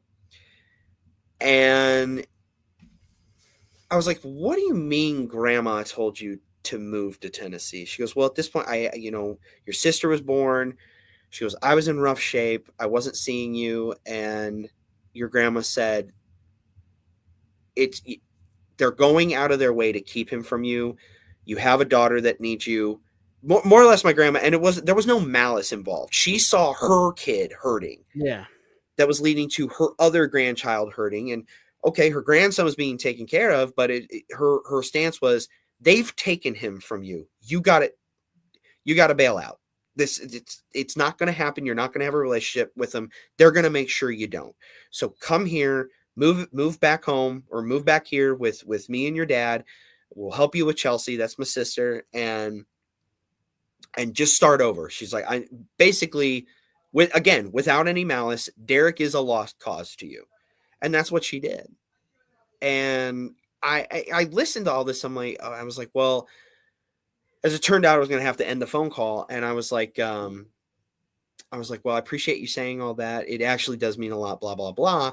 And I just start thinking, and that's when I bring up to Shauna. I was like, this is what she said. I was like, but this is what I was told. And she goes, that's not how warrants work. And she goes, at least bench warrants. She goes, that's not real. And I was like, what are you fucking talking about? That's what my parents have always told me. And she's like, your parents told you the Easter Bunny was real. Did you believe it still to this day? Like, she is a wise ass. I do love it. So then at the time, I'm selling cars with a guy that was a former cop, and we get to talking about it. And I bring up that particular drug operation. He goes, I worked that. I was like, what do you mean? He's like, yeah, I was county at the time. I worked Operation Iron Eagle. I did a shit ton of stings. I went undercover. So I tell him what I was told, and I tell him everything my mom had just said. He goes, and he, like a cop, gets out his notepad. He's like, okay, give me every detail you can. Yes, they do. Uh-huh. And I give her names. I give him her name. I give him dates. I give him as much of a timeline as I can. He's like, okay. He's like, I still have some of my old files at home. They're tucked away. He goes, and I'm still friends with plenty of guys who they haven't retired yet to claim their pension. He's like, give me about 72, 96 hours. And sure enough, within, I think, 48 to 72, he had a fuck ton of answers. He's like, your mother's name does not show up anywhere. Your mother was never involved with any of this. The boyfriend names you gave me, they don't show up anywhere. And he's like, I also looked at any of your mom's arrest records or court appearances, anything. He's like, the worst she did, he's like, she did get a DUI, but she had some drunken disorderlies. That's it. And he's like, she was rowdy. I was like, your mother never touched drugs. Not that. He's like, she got busted for pot one time, which I knew she liked pot. So, so shit starts unraveling at this point. I'm like, okay, I need to call her. I call her and I ask her point blank. I'm like, did you get in trouble and have to go to Tennessee because of a drug bust or something called Operation Iron Eagle? She barely remembered what it was. She's like, I remember reading about that in the paper. She goes, no, I never did crack cocaine. She goes, I smoked a lot of pot and I was a drunk. And at first she started getting upset. Like, she thought I was insinuating. I'm like, no, I'm not insinuating that. And so that happens. We all did. We did pot. We shoved it right up our ass when we got MS. So, I end up, the long and the short of it, I end up confronting my old man. Yeah. Welcome to Flavor Town. This shit's getting real. So I sit down with Sean and I damn near have a fucking meltdown. And I was like, I think I've been lied to for over 25 years. And she hit the ceiling because anytime we would hang out with my parents, my dad and stepmother, Susan would always somehow bring up them getting custody of me. And I mean, you want to talk about somebody getting on the fucking cross. Like, well, we saved him. Joe and I saved him. And we gave him a good life, blah, blah, blah, blah, blah. Any chance she could bring it up. And do you understand how many times in my life from 6 into my 30s, that shit got thrown in my face? We fought to get, because anytime I didn't fall in line, anytime I stood up to them, like, it's not right you're asking me to do this. It's not right that this is happening. I can't believe we fought for you for decades, dude. Decades that was thrown in my face. And then I come to find out it's all bullshit. It was all bullshit. I had been living a lie for about 27 years. Wow. I was not fucking happy. So, that said, I tell my dad we need to talk. And he's like, okay. And I was like, he's like, what do you want to talk about? I was like, I'm going to come over and it will be just you and I. And we will sit on the back porch and we're going to talk. And he's like, okay, that's great. We'll talk. What do you want to talk about? I'm like, I want to talk about Operation Iron Eagle. And it took him a couple seconds to find the words. He goes, oh, okay, yeah. I was like, yeah. So I will see you in a couple hours. I'll pop up here shortly. And I went up there, and sure enough, she's outside sticking her nose in. She's like, and talking a mile a minute. And I'm not even looking at her. I'm just staring daggers at my dad. Now, my dad was old school. My dad was pretty tough. But at this point in time, I was probably in the best shape of my adult life. Yeah, God damn it, Lawrence, you do. You're that guy. You'll throw one question out and then like it's 45 minutes of, at least in my case, spewing a bunch of bullshit and talking about getting MS. Just letting you talk. Get yourself checked, folks. So I'm just staring at him, and everything she's saying, I'm like, uh-huh. He knows I'm pissed. And at this point in time, I'm about 205 pounds of I'll fuck you up. And she's like, well, I know you want to talk to Dad. I'm like, yeah, sure do. And she's like, well, I'm going to go inside. And the whole time, the way I'm sitting, I could see her hovering in the kitchen. And he's like, okay. He's like, so what do you want to talk about? I was like, we're going to get to the bottom of a couple things. And I'm going to tell you right now, Dad, you have one shot to be honest with me. And if you don't, this is going to go very poorly. I brought up to kind of test the waters with him. I brought up a couple things that was not related to my mom that I already knew the truth to. And one of them involved a pretty expensive coin collection that I had put together in my youth that was suddenly missing. What they didn't know is my brother the youngest brother, Alex, had already come. This is when him and I still had a relationship. He had already come clean with me that he stole it and hawked it to score. So I already knew. I asked him, I was like, we're going to start with my coin collection, Dad. I was like, why don't you tell me where it's at? And he's like, I think you already know that. I'm like, yeah, but you need to say it. I need to hear you say it. And he goes, your brother stole it and he took it to a pawn shop and he went and bought drugs. I was like, why in the fuck didn't you tell me? I've been asking for 10 years. Where's my coin collection, Dad? Where's my coin collection, Dad? And you keep saying a bunch of bullshit. He's like, he was honest in his answer, and he was right. He's like, think of who you were before you met Shauna. Like, he specifically brought her up. He's like, think of who you were before you met her. He's like, you would have killed him. You would have beat the shit out of him, and you wouldn't have stopped, and I wouldn't have been able to stop you. I was like, okay, that's fair. And then hit the gas. I'm like, okay, you're going to talk to me about Operation Iron Eagle, and you're going to talk to me about summer 1991, and you're going to tell me why my mom left Illinois. And he hemmed and he hawed. I was like, you have one chance right now to tell me. And he told me, and he opened up. He's like, yeah. He's like, there never was a drug bust. There was never a warrant. She left Tennessee, or she left Illinois, and we told you that was the reason why. I go, why in the fuck did you tell me that? He's like, well, we thought that was what was best at the time, and we didn't want you to get upset and blah, blah, blah. And I was like, you didn't, I was like, I flipped out on him. I was like, you didn't want me to get upset?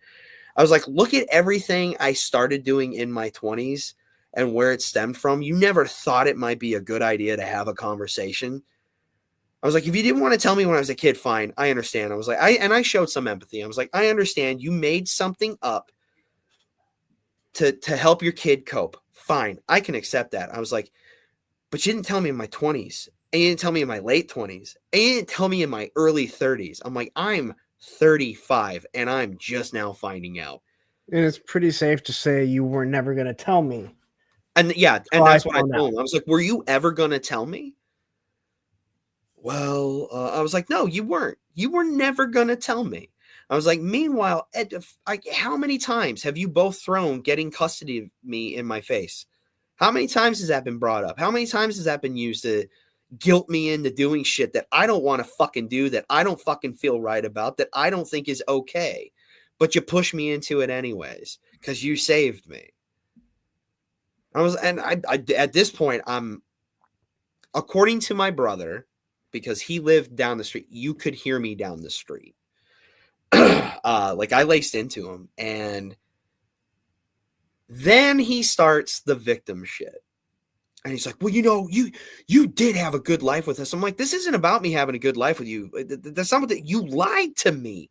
This isn't like just a white lie. You manipulated my fucking life for how long? And you would have done it for how much longer? Well, you got to do this, and we took you to Disney, and like that was literally his counter. We took you to Disney. You got to play saxophone. And I was like, all this shit in the world doesn't make up for the fact that you fucking lied to me and you kept fucking doing it. And then that's not like a aunt or a cousin. It's your mom. Yeah. Yeah, I don't care what anyone says. Like, people need both their parents. Yeah. You know? And I'll say this to the day I die. Our kids do not need to be there for us.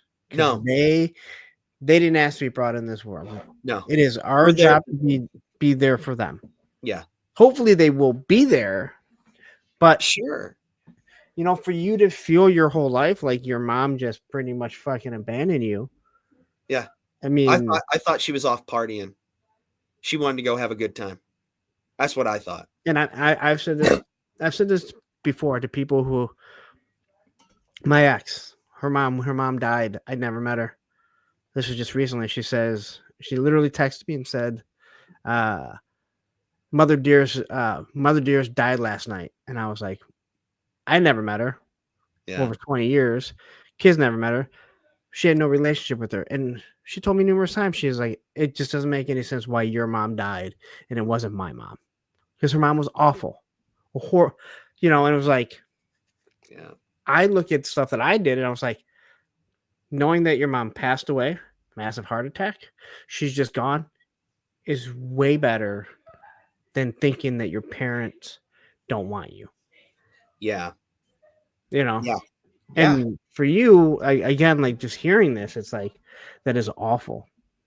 Well, and that was, you said, thinking you don't want me. Dude, like that was something I struggled with. I struggled with that hard. Especially every kid would. I think every kid would. Like it did affect it.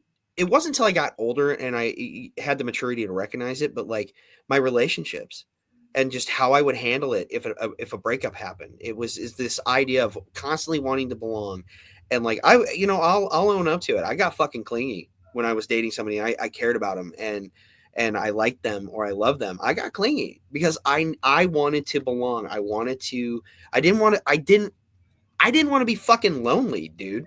Yeah. And I just wanted somebody to love me.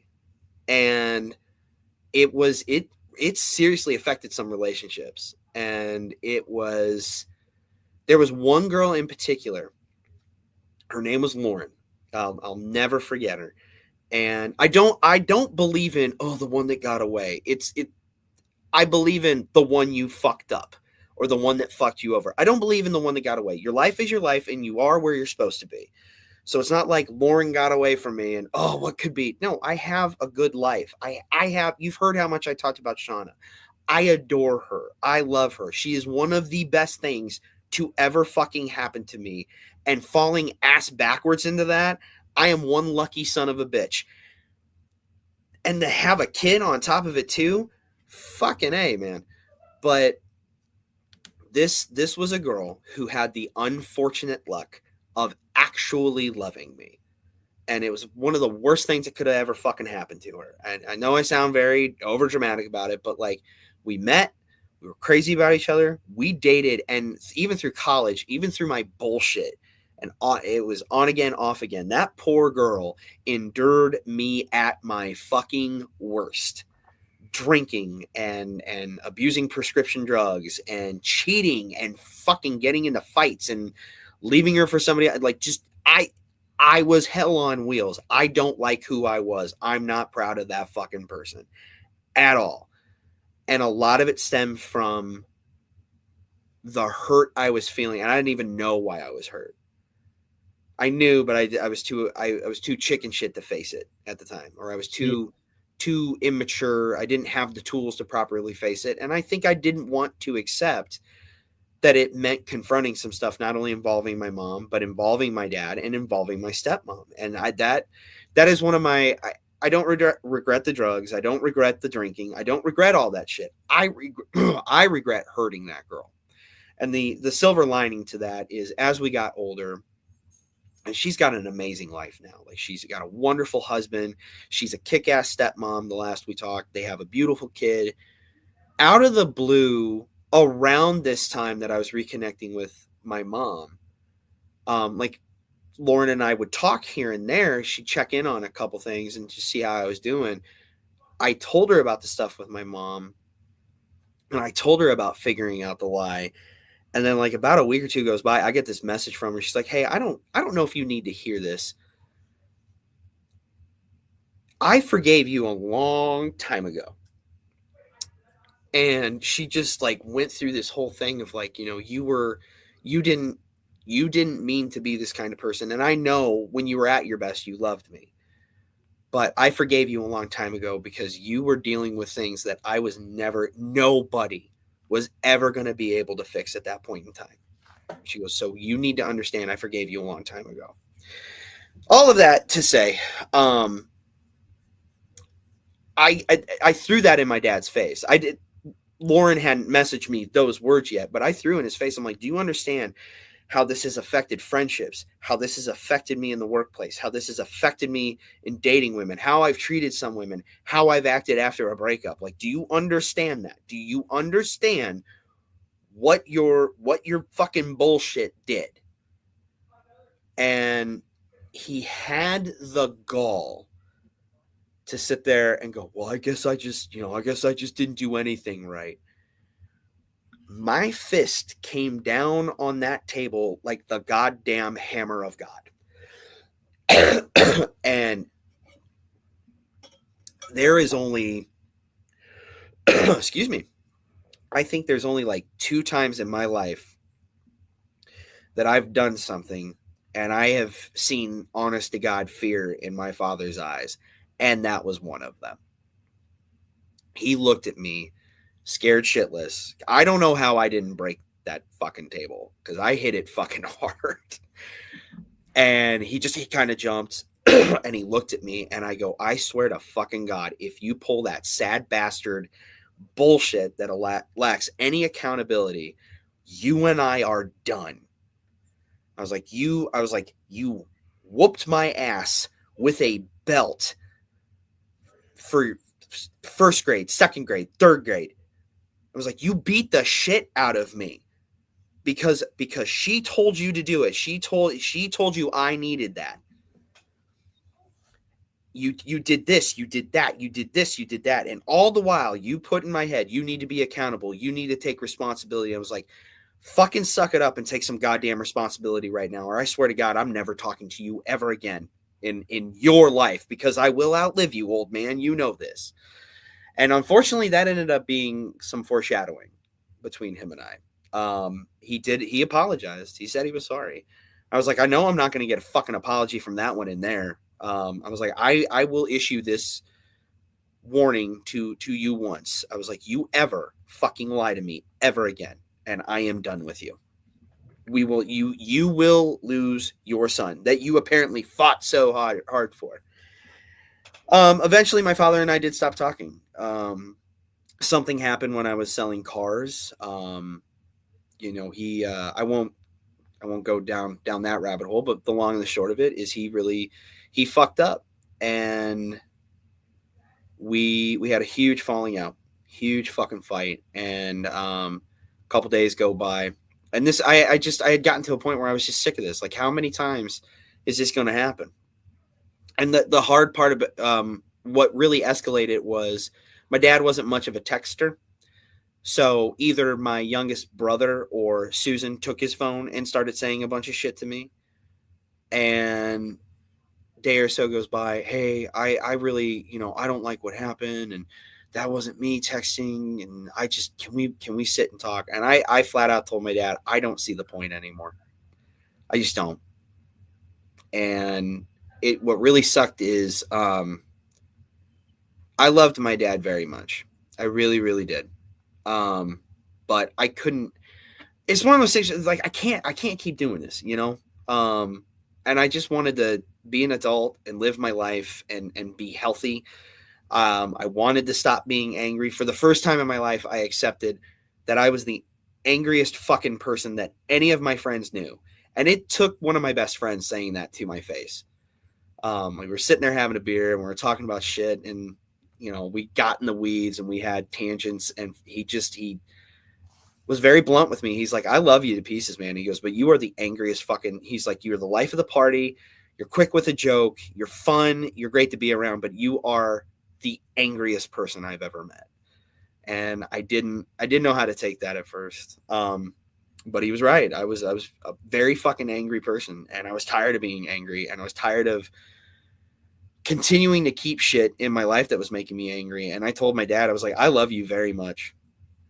I was like, but you keep allowing your wife to do this. You keep allowing both of your sons to do this. You keep allowing me to be treated like shit. And I don't understand why. I don't know what I did to ask for any of this. I didn't ask. I was like, I never asked you to get custody of me. I never asked you to save me. And I'm going to tell you right now, I've never needed saving. And I think you know that. And he's like, no, you are right. And that was it. I was like, I'm sorry, Dad. I'm done. And I didn't talk to him. And then about a couple months later, he died. So that sucked. But how do you deal with that? Huh? How do you deal with that? Deal with that? Well, I mean, okay, so when my mom passed away, I was 13.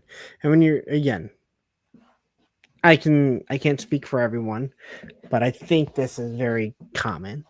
At 13, I could remember every bad thing I ever said to her, even though she didn't know that I meant it. Now, obviously, we didn't end on something like that. But to end like how you said that, how do you deal with, does it bother you that like you pretty much said we're done, and then he passes away and you don't ever have a chance to rectify stuff? If you can imagine, it gets worse. So I said that to him, and I wasn't mean to him. I was like, Dad, I don't see the point. No, I mean, I get that, but you didn't talk to him. And so that was in October of 2018. December 2018 rolls around, And that was a hard month. So inside of 24 hours, I'm at a point in my life now where I can have a drink and I'm fine. But I did have some periods where it's like, you got to stop drinking for a while. You got to get your hands back on the wheel. And that doesn't work for a whole lot of some people. They sober up, they got to stay sober their whole lives. Was very lucky that I was a personality type where it's like, you're going to take a break. You're going to reassess some things. You're going to get your shit together because you like alcohol because it tastes good. You got to stop using it to numb things. And when I did that, I got this dog, this wonderful English pointer named Lido, who was he was the best. So December 2018, I one day I actually went and testified against my youngest brother in a custody hearing because he is a bad person. And I went up there, and I mean, a lot of stuff came out, and I talked about, shit my dad did because part of his living arrangement, he would have been living, and the kid would have been spending a lot of time at my dad and Susan's house because my brother didn't have a pot to piss in. And so my relationship with my dad came up, and the way I was disciplined in first, second, and third grade was brought up, and I talked about it and said it in open court. And I walked out of that courtroom, and there's my dad. And I walked right by him. I stopped. He kind of looked at me. And we didn't say anything, man. And I left that courthouse. The next day, but Lido, the dog, had been getting old, and we knew the time was coming. We were hoping we were going to have one more Christmas. Well, unfortunately, that next day we had to put him down. And then December 23rd, and this shitty too. December 23rd, I am at this point, we're pregnant and we're going to have a kid. So I start working on the house we're living in at the time to have a new office and guest room area and redo a bedroom for a nursery. And I'm upstairs and I'm working on stuff. The aunt that had this house, my cousin John, he calls me. He's a firefighter in Market Heights. And he's like, hey, it's 6:30 in the evening. He's like, has anybody called you or texted you? I was like, no. He's like, nobody's called you about your dad. I'm like, what the fuck's going on with my dad? He goes, your dad had a massive heart attack. He's at OSF right now. I don't think your dad's going to make it, man. I rush downstairs and I look at Sean. She's like, what's wrong? I'm like, my dad had a heart attack. She's fucking pregnant as shit. And it's a high risk pregnancy. And since she's in her 30s, it's considered a geriatric pregnancy. I think you're either pregnant or not. I don't think you can be more pregnant or less pregnant. Oh, you could be less pregnant. Can you not? Less pregnant after you. You're either pregnant or you're not.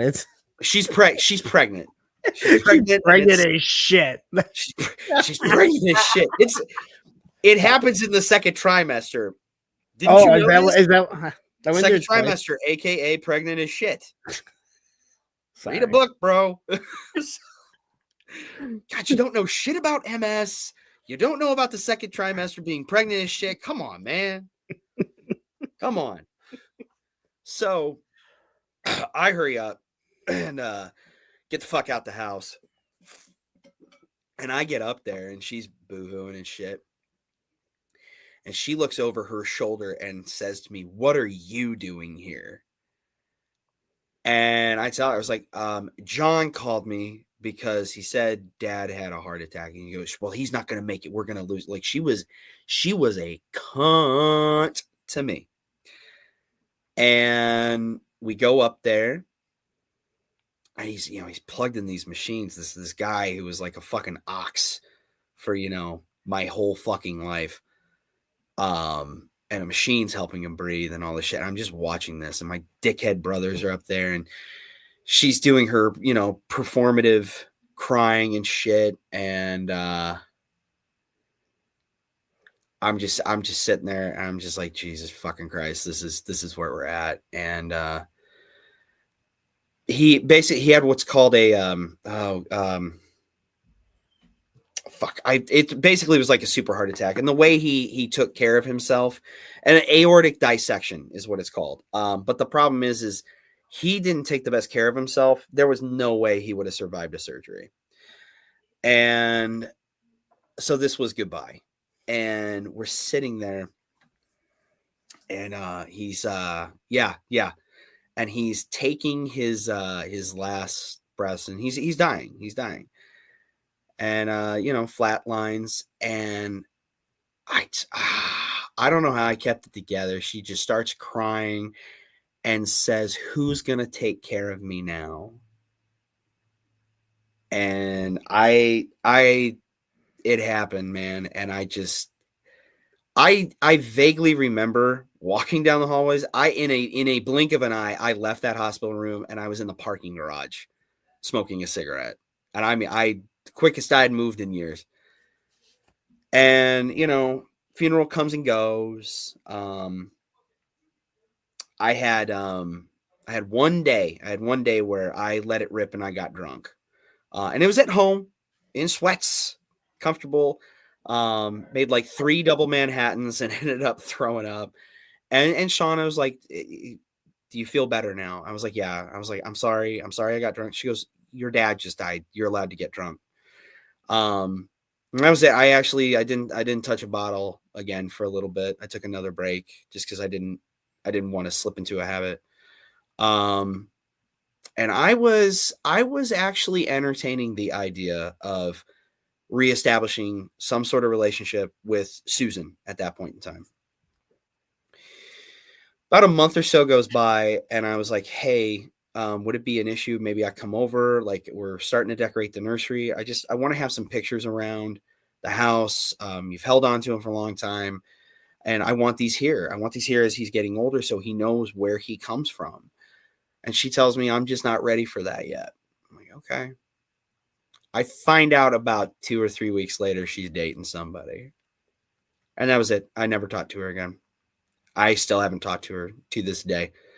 I haven't talked to either the only time I've talked to my brothers, I tried reaching out to my middle brother when his son was really sick. Never heard anything. I actually just saw that brother 2 times this past weekend.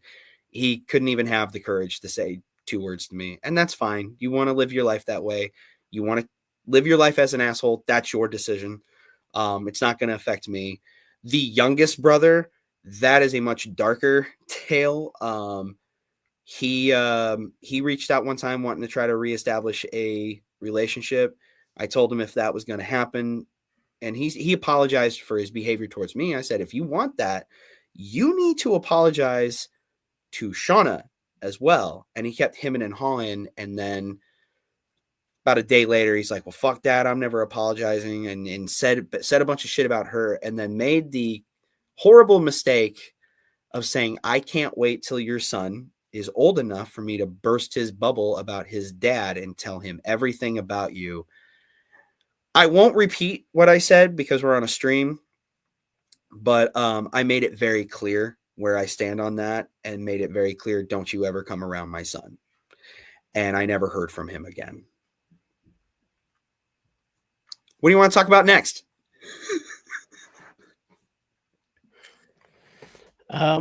Damn. I was hoping that, I'm not gonna lie. I was hoping that when your mom reached out to you, she was gonna say, "I need to talk to you. I came down with MS."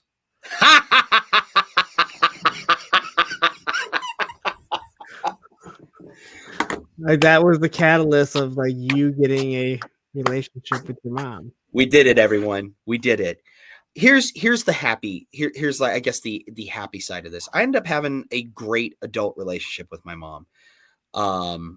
We surprised her one Christmas, and just how happy she looked, because she did not know me and Shauna were coming down there, and I totally got baked with my sister. And it was nice, dude. She looked the MS hour.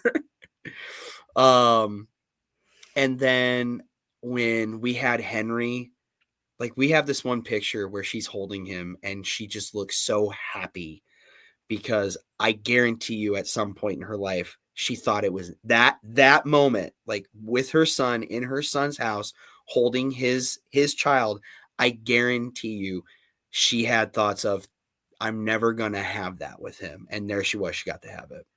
And So we did it. We ended up having a good relationship. And, you know, her death did affect me because it was very quick and it hurt. Because of course it hurt, man. It's your mom, dude. Yeah. But it didn't. It set some things into motion that were ultimately a good thing. Because I was around this time, like when she died, I started kind of going like down a darker path as far as like politics go. Like I was angry. I felt a little lost with some stuff. I wasn't like crazy alt-right or anything like that, but I was starting to get like annoyingly conservative. And we don't talk politics. Don't need to go down that rabbit hole, but it was like, I had some anger going on in me. It was starting to crop back up. So it was a couple months after she died. I reached out to a therapist I had, and we started reestablishing treatment and stuff. And I was, you know, the beginning of it is like, I feel some anger coming on. I was like, and it's probably because my dad's dead. My mom's dead. I need some answers on some things, and I'm angry. I feel like nobody's telling me. I feel like nobody is still telling me the truth. Because at this point in time, remember I had that little nugget of like my mom being like, well, I loved your dad very much. I was like, I feel like there's more to my life, or there's more to the prequel of my life, the genesis of it all, that nobody's telling me. I don't understand why nobody will be fucking straight with me about it. So this is also around the time that I rediscover toys. I rediscover vintage toys and Motu and GDL. Slowly, I start throwing off the shackles of listening to rage baiters on YouTube and all this other fucking bullshit and being deeply political and all this crap. I start putting that on the shelf. I'm like, I don't want this anymore. It's just making me angry all the time, and it's just twisting me up inside. And I started becoming softer, and I started becoming more gentle, and rediscovering these toys and really enjoying it, and making some, you know, like Allison and then Andrew, like establishing some friendships. And then through that, meeting more people like Oz and you. It's just started this snowball. Wait, Allison is the highlight of this fucking stream? The fuck, dude? This is really fucked up. Joke's on you, motherfucker. So I went back to therapy. I started working some stuff out. Leaned back into like vintage stuff, and that is ultimately part of like what brought yesterday's about. Like I wanted to revisit these things that meant a lot to me, that helped me as a kid. Don't get cocky.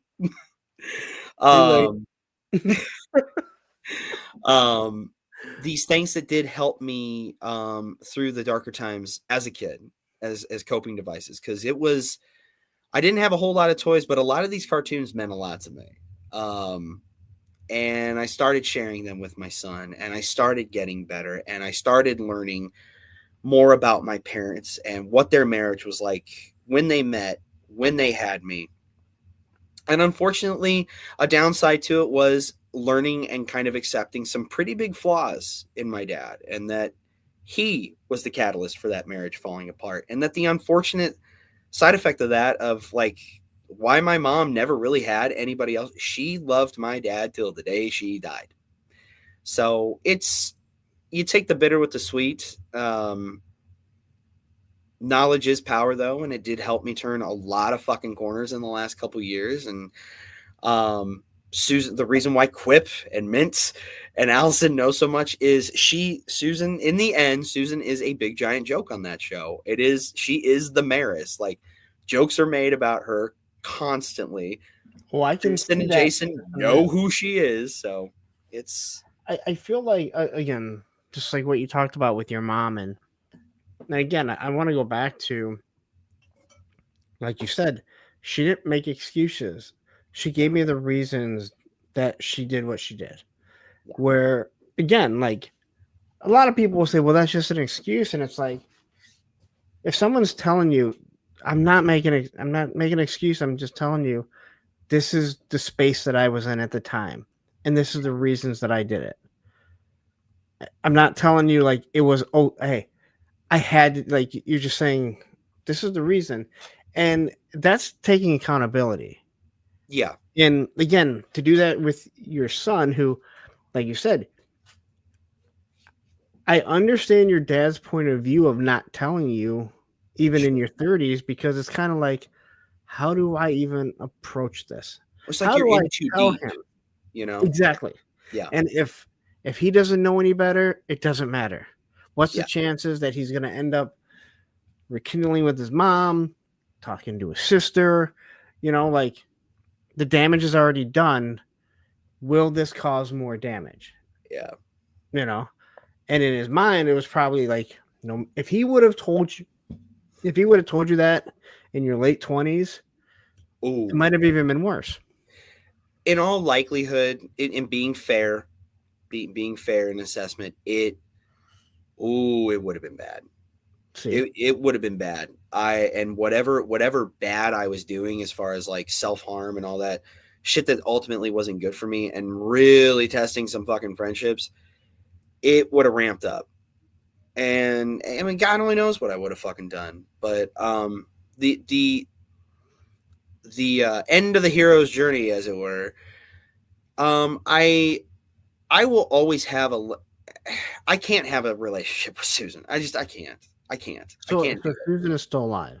She's yeah. You know, you had mentioned like Yeah. saying you know, why is it, you know, your mom died but my piece of shit mom's alive. That is like, we make that joke all the time. Shauna will she'll quote what is it, the Dewey Cox story, wrong son died. She'll go, wrong mom died. Dude, she's rad. She's rad as shit. But it is like, sometimes it's like, Jesus Christ, you gotta be kidding me. Like, you're the one that's still alive. You're a piece of shit. But it is what it is. And the nice thing is through the therapy, and then finally my dad's youngest sister sat down. She's like, let's actually talk. Like, you want answers, and I'm going to give them to you. And had those answers been given to me any other time in my life, I don't know I would have been as open to them. So I had to go through what I went through. I had to do all those things to basically prepare to be ready for those answers. And all of it was in an effort because I just want to be a good dad. I don't want to hamper my kid down with my bullshit because my parents were fucked up. I don't want to do that to him. I can't allow that to happen, because it's like you said, he's not here to serve me. He didn't ask to be brought into this world. I'm the custodian. I'm the steward. So is Shauna. It's our job to do everything we can for him. Not bubble wrap the world, not coddle him necessarily, and not give him everything he wants, but do everything we can to give him all the tools he will possibly need to be a good man, and to be a good person. That's our job, because her and I are not going to be here forever. We're going to die, and he's going to be on his own. He's going to have to make his own life. We're going to be either one of us could be stricken down with MS at any minute. Any minute. It's scary. It's scary knowing that every night you go to bed, you may wake up. But I mean, I don't know about you, but like having a guillotine over your head all the time. I don't know about you, but I always keep my my Motrin MS downstairs. So if I do have it, I take that, and it's usually gone. I'm more of an Excedrin MS guy myself, but I heard that's actually good too. It's great. I've just found Motrin MS works. It's the caffeine in we are both gonna MS that gets you going. We're both waking up with MS now. Oh yeah, I'm fucked tomorrow. I'm fucked. The next time we do a stream, I'm gonna wheel into it, start clicking the keyboard. Hello, Lawrence. It is a pleasure to see you again. I will say this: it's nice to know that you'll be in hell with the rest of us. So I'm doing my best, Jesus. I really am, but unfortunately I'm a little bit of a son of a bitch. I'm not even gonna lie. I'm not even trying to do my best. I don't know. Maybe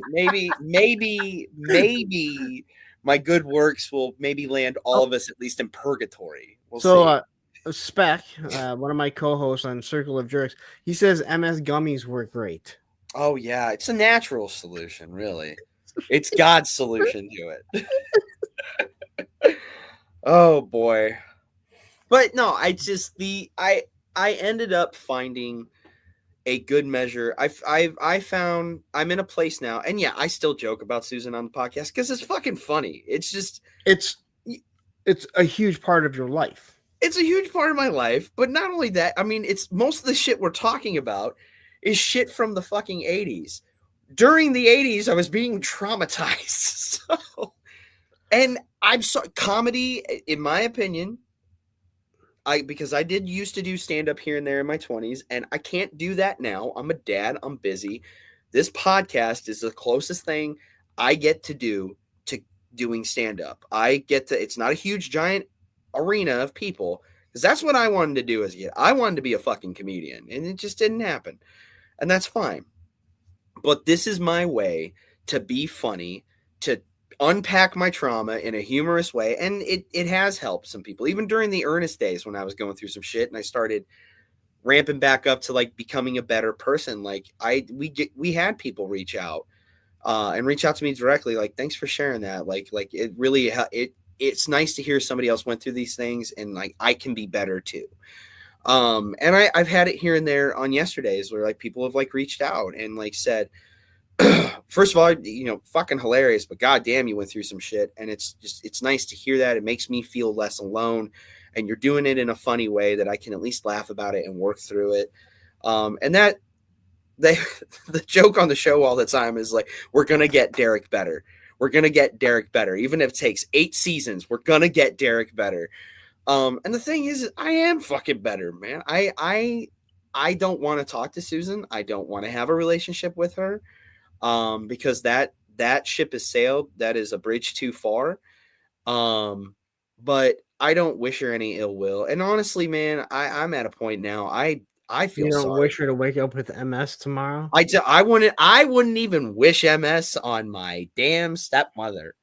I don't wish her ill will. And if anything, man, I feel fucking sorry for her. Cause like things went down fucking hill for her after my dad died. Like my middle brother fucked her over financially on a bunch of shit and really revealed how big of a piece of shit he is.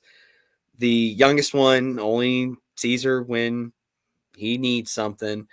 Like her life's kind of a shambles. It's very sad. And what could I possibly say or do to her that life hasn't done to her? And sadly, there is, well, not sadly, it's at age 43, after therapy, after going through some shit and having an honest to God, like mature look at everything, I feel bad for her because you are clearly a very insecure person and you Yeah. never dealt with that. And that comes from somewhere, that comes from how you were raised. And I feel bad for her. I feel bad because she'll never have the humility to go get help herself. And that's sad. And the sad part of it too is not to be boastful, but Henry's a pretty special kid, man. He's funny. That kid's fucking funny, and he's smart, and he's kind. He's the furthest thing from a bully, but he is very quick to get in a bully's face. Like the kid is just like, it's hardline in his DNA, a sense of right and wrong, and he's a good kid, and he's amazing. He's special. He's great. He's wonderful. And you're missing out on that. You don't get to see that. And I learned to have a lot more empathy for my dad because Jesus Christ. Yeah. Oh my God. Geez. Oh, I wish he was a listener back in the Ernest P. World Preservation Society days, because we ended that show inviting people to submit their own scripts or script ideas, and we read them. Ernest gets MS. That would have been a great script read. I wonder if he actually he's a cameraman in Hollywood. Oh, Hollyweird. Yeah. Hollyweird. Yes. So let me ask Um, you this. Let me ask you yeah. this. If Susan contacted you and said, I've been going to therapy, I truly am sorry. Can we sit down and talk? Would Yeah, you? yeah, absolutely, I would. You're I'm not you're a above. better person than I am. I am. Well, I am pretty great, and you're not. So you're probably going to get MS. Just a good chance. I can hold a grudge like no one else. And I'll never tell somebody that you shouldn't hold grudges. That's No, when I say the word that's your decision. That's the you're royal absolutely right. you. And some people I understand that. Like I do have someone in my life I have a stone cold grudge against. Like, don't fuck you see me, turn around and walk away. And it's a friend. It's a friend who fucked me over hard. Well, And I'm listen, right there with you on that one. yeah, he is the one person on this But you know planet what? where it's like, you There are are people, unforgivable, and if I see you, I will lay you the fuck out. there And are that's it. people that they hold grudges and it eats at them. And then there's Yeah, other people that just like, I don't need the person in my life, so I don't care. yeah, And then you've walked away. yeah, And yeah, even though, like, there's a few people that I'm like, I'm fine if I see them, but we'll never be friends again. They burned yeah, that bridge. yeah, They kept throwing lighter fluid on it.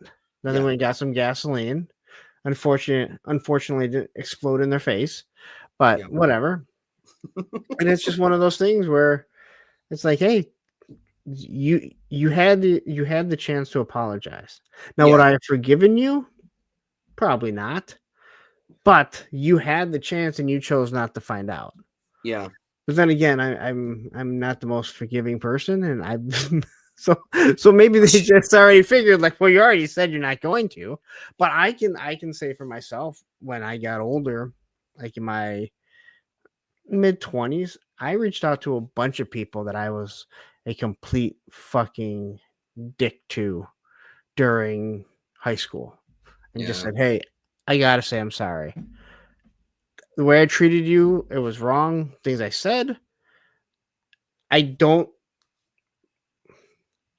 I don't wish I would change things because it's made me who I am today, sure, but it's not something that I would do today. And I yeah, tell people that I wouldn't change anything in my life because I like who I am today. yeah. But at the same And you wouldn't be time, who you are today without making those fuck ups. yeah. But even though I wouldn't change what I did back then, I wouldn't do that now. Because Exactly. I hope that we all evolve over time. And that's what we're Yeah. supposed to teach our kids, right? You guys are Right. gonna make more than enough fucking mistakes to begin with. If Yeah. I can help Learn you, if from your it. mom can help you prevent some that we know, then why not? Yeah. If And I the could kids stop don't you from doing something, I'm going to do my best. But if you fuck up, we're going to learn from it and you're going to become better for it. I think, that whole like go back and change stuff. There is literally, there's one thing in my life that if I could change it, but still guarantee, which this is impossible, that's it. guarantee the same outcome, I would. And that would be, like I said, what kind of hell. Okay, okay. What kind of shitty behavior I put that ex girlfriend Lauren through? That's one thing I wish I could take back, but you can't. And unfortunately, if you did, there is no weird magic lamp or Santa Claus, whatever, that can come down and say, "Yep, you can change this one thing, and you're still going to have the same outcome." It doesn't work that way. No, and it goes like when I think it's I've heard people talk about Gene Roddenberry, Star Trek, and he always wanted to go back in time and like kill off Hitler, and they're like, you can't. Like, it's why we're here. Like, Yeah. if Hitler was again, go back to the Avengers. Why can't you just go back and First of all, no. but it is true, like it it has brought us to this place. Yeah. Now, if this is absolutely awful, then maybe you're like, hey, yeah, I wish we could have changed it, but you can't, you know. Yeah. I wish that wouldn't have happened, but it did. And like the real crime is that you don't learn from it. Deadpool did do it, didn't he? Well, he was Marvel Jesus. But if and I quick correction, there's two people that it's like stay the fuck away from me, and unfortunately one of them is my baby brother. And I think I think out of everything, like all three parents, and yes, I don't call her mom or stepmom anymore, I call her Susan, but she was, at the end of the day, she was a parent to me. Yeah, she was. Good or bad, it doesn't matter. Yeah, I can't take that away from her, because there were times she did a lot of shitty shit growing up, and she said some shitty shit, but there were also times she did have my back in pretty fierce ways. Now, was it marginally self-serving? Probably, but it doesn't matter. I think the thing that still pains me the most is my brothers, because I love them very much. I still love them to this day, and being the oldest and having the age gap we did, and growing up in that period where it's the oldest sibling often becomes the third parent. Like, I helped raise them. Mm-hmm. I helped you with your homework. I helped you learn how to tie your shoes. I helped you learn your colors. I helped you learn your counting. I helped you learn spelling. I helped you when you needed help, had questions about girls. I helped you with bullies. I helped you with this. Like, that's what frustrates me with them. It's like, you don't understand. Like, you don't understand what you meant to me, because you'll never understand it, because they were only 2 years apart. Yeah. They didn't grow up like that. Like, I was 6 and 8 years older than them, respectively. And it is hard, because I do miss them. Like, I'm not going to sit there and pretend I'm made of stone and it wasn't hard. And I know he looked at me, that my middle brother was 10 feet away from me. Straight people seem like Martians. Andrew's drinking. You mean like Mork from Mork? He was a Yes, Martian. Nanu. Oh, Shazbot. It's that when it comes to them, it is hard, because they're your little brothers, and I love them, and I care about them, and I still care about them, and I want them to have good lives. It's unfortunate all three of us are where we are, and a lot of that does come down to their mother, my stepmother's behavior, and kind of the manipulations and pitting us against one another. But the thing is yeah, if and it's funny, because the question you asked me, it has come up on the podcast. The boys have even asked this directly in front of Shauna, and like Shauna has made it very clear to Susan where she stands. Leave me the fuck alone. Stay away from my child. You fucking see me in a store, you turn around and you walk away. And that literally happened one time after Shauna made that threat. Because it was at my dad's funeral, and Susan tried being like, well, we're all going over to Karen's and blah, blah, blah. I was talking to my dad's older sister, and Shauna waited till somebody was out of earshot and just looks at her. She goes, all right, stop talking, bitch. She goes, I'm going to make this very clear to you. I fucking hate you. I can't stand you. And what you've put that man through is bullshit. Referring to me, she goes, that is the love of my life, and I am carrying his child, and how you've treated him, I swear to God, if I wasn't pregnant, I'd lay you the fuck out right now. So let me make this clear to you. You don't talk to me. You don't come near me. If you talk to him, you damn well better be sweet as pie. And if you do see me in public, put your head down, turn around, and walk the fuck away, because I will fuck you up. Dude, she's a badass. North Side, Chicago, Polak, German. She'll fuck you up. And I guess, yeah, couple months after Henry was born, she was at the store. She's, of course, walking around the store and pushing in a stroller. Around a corner, here comes Susan. Susan turned around and walked away. That woman is my fucking Valkyrie. She's the best. She's the best. So basically, Susan did what I do when I see those people trying to sell me phones at Target. Bingo. Yeah. Or I'll like the just guys go start through walking around your neighborhood to talk to you about solar. I'm going to go in the house. So, but no, if and it Shauna gets it now. She gets why I would say yes to this. And she would never stop me because even when she was having issues with my family, she made it very clear. She's like, I'll never stop you from seeing your family. I'm not going around them because I'm about to choke a bitch. If out of the blue Susan hit me up and did exactly what you said, I've been going to therapy. I just want to see you. Can we please have lunch? I'd say yeah.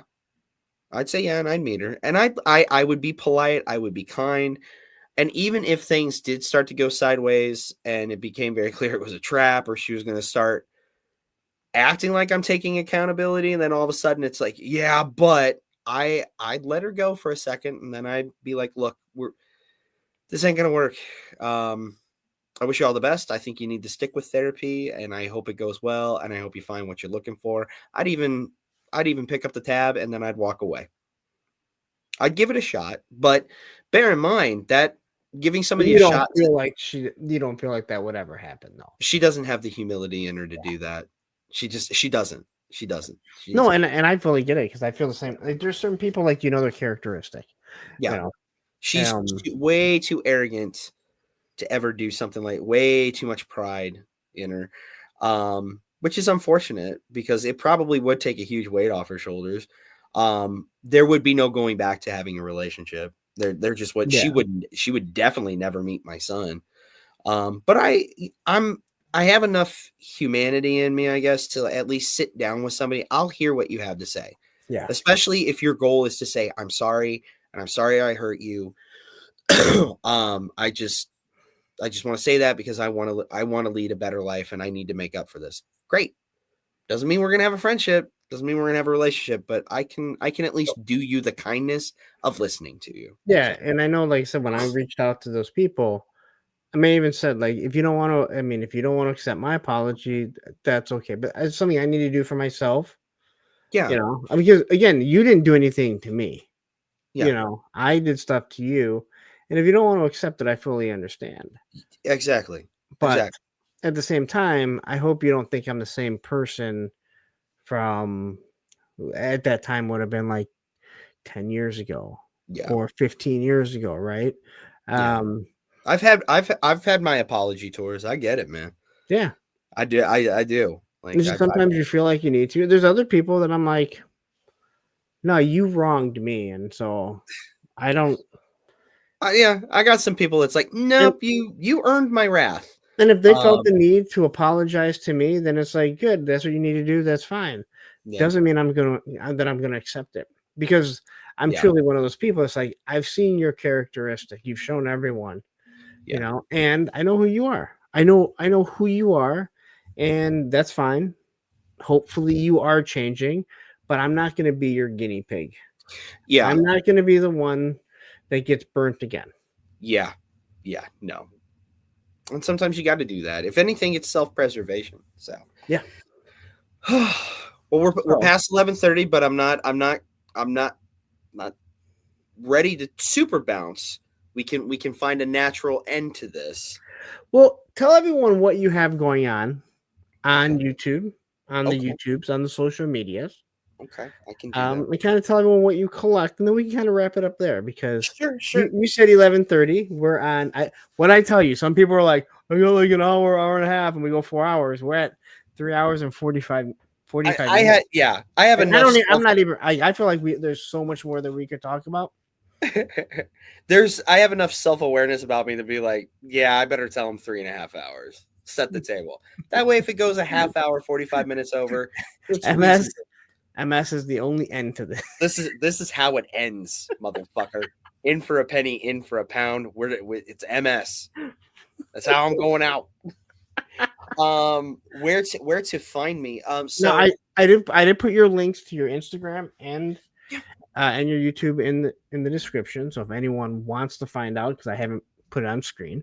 Sure. Let's kind of tell everyone what you do. So, okay, yesterday about the YouTube. The meat and potatoes of what I do. is what I do is I get MS and I prove that I'm a better person than Lawrence by having lunch with my stepmother. Follow me Some of on you, Blue Sky to like hear more. like some of you, what happened earlier in today, if this was my stream, I would have just given them MS, and then sent them away. I would have banned them and sent them MS. Yes. But Lawrence Send them doesn't do some that. MS He's in the mail. such a good guy. I was, and I should say, especially like to you and people in the chat, I'm sorry if I overstepped by like gripping it and ripping on that.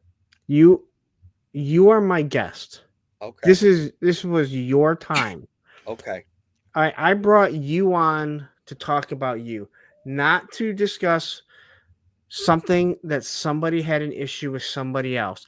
I understand why they have a problem, and I'm not saying whether I agree or disagree. All right. Okay. I'll I just it's one of those things. It's like, God, did I just overstep by I'll say this firing right the now. fuck off? I'll say this right now for anyone. If you are celebrating someone being assassinated where everyone fucking saw it, you are a fucking horrible fucking human being for thinking that. With that said, I would be a complete hypocrite to sit there and say that I've never done shit like that. I told you, I used to create these rips. Yeah. Rest in peace when people would die. I fucking had, when one of the James Bond died, I'd always pick out the wrong one. And then finally, how many times did you use George Lazenby? I don't know, but I know when Sean Connery finally died, I said, "Look, I got it right. It was just a year earlier that I did it." All right. I had arguments with people that when Willy Wonka died, I put Johnny Depp up, and someone argued with me, and I remember someone in the comment going, "I cannot believe people don't understand this bit yet." People are dumb. But you know what? We've all said stuff. All right. Yeah. But just because I don't agree with it, I'm not going to hate on someone because of it. Yeah. It's something that we talked about this with politics. Yeah. But either way, this was not the forum for it. My forum, and I do not want. This is like an escape from that. Like it's like I don't want to talk about that stuff right now. I don't go on to someone else's fucking comments and start attacking someone else. This is their fucking place, right? I'm not gonna go to. I didn't even see everything that was being said. You just started getting at it, and then you said what it was about. And it was like, and you could have said whatever they were popping off about. You could have said it was about Charlie Kirk. You could have said it was about the shooting in Colorado. You could have said it was about the daycare in Canada. I will speak for both of us. We don't want to talk about the ugliness in the world right now. But this is to escape that. You don't go on someone else's forum. No. And attack somebody that's there. This is my fucking house. I don't go to Joe Fest and start fights with people that I don't fucking like. That is something Ed has fucking created, right? It shows who you are when you're doing that. So the person you're Ed would let me throw hands down there. What? I said, do you think Ed would let me throw hands down there? Like well, if it was for like charity. I don't think Ed could stop you. Possibly to raise funds for MS. But that's what people don't understand. Like, this is not cowering away from anything. All right. I just don't want to talk about it right now. Yes. The fact of the matter is, she did not come in here and start talking about it. Yeah. Because had she done that, I would have, addressed her. She didn't come in. That's what she did on her own social media. And that's exactly where that should be, right?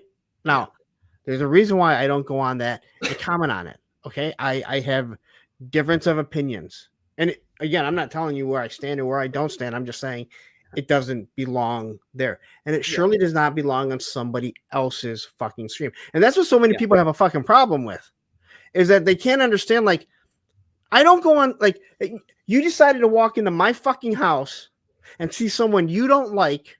They haven't said shit to you, and you're going to say something to them. Yeah. This is Highlander rules.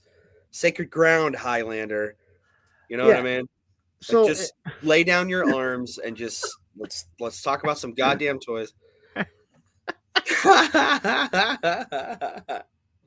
It's going to be $550, and it's going to be twice as big as the Rancor, and it will have all the bags of bones. But again, that was, and I addressed it, but I knew that my moderators, they were going to take care of it. And when I looked over here, see, we can still see everything, but when I look over here, I could see that Matthew had taken care of it, as he should have. So no one else was seeing it. And I knew that he was going to throw him in timeout, which he did. Yeah. He didn't even block him. He threw him in timeout. So, because he did come back, right? Timeout, T-Mart. Yeah. But the fact of the matter is, I know what someone was mad about. All right.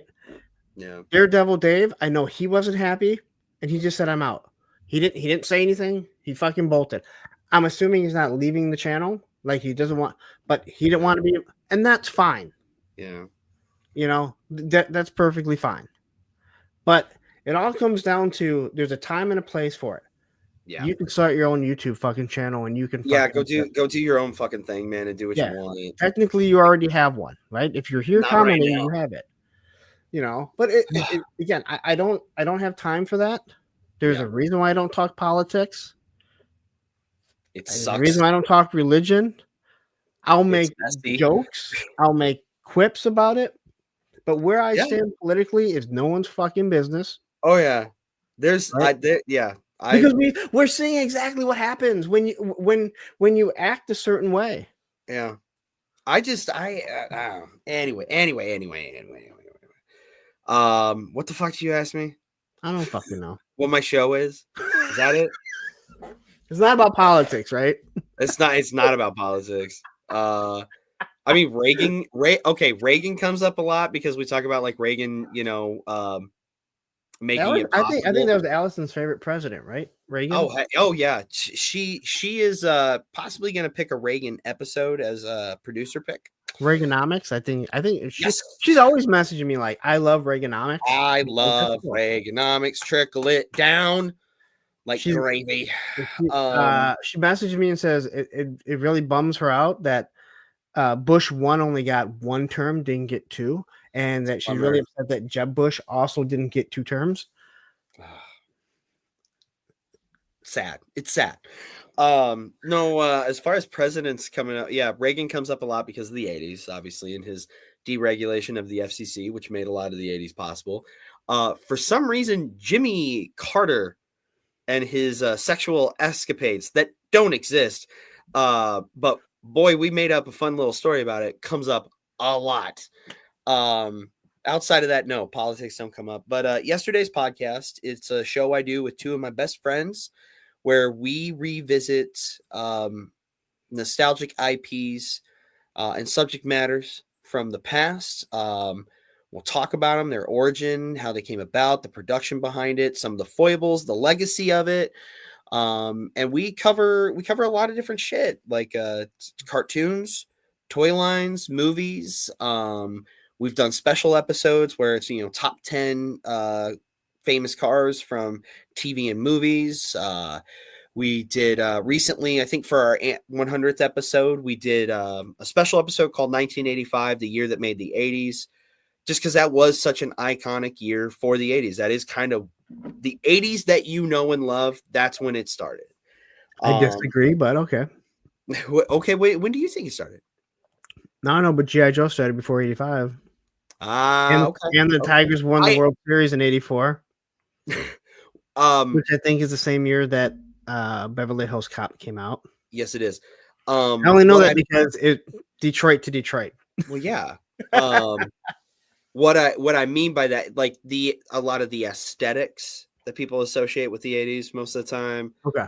So like behind me, that wood paneling, that's like early 80s that's coming out of the 70s.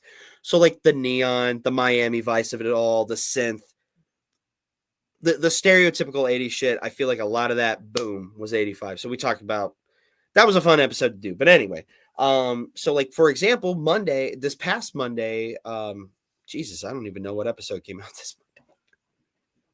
I forget what the fuck just came out. Oh, Cartoon All Stars to the Rescue. It was So you're not doing them live. They're not lives. no, everything's pre-recorded.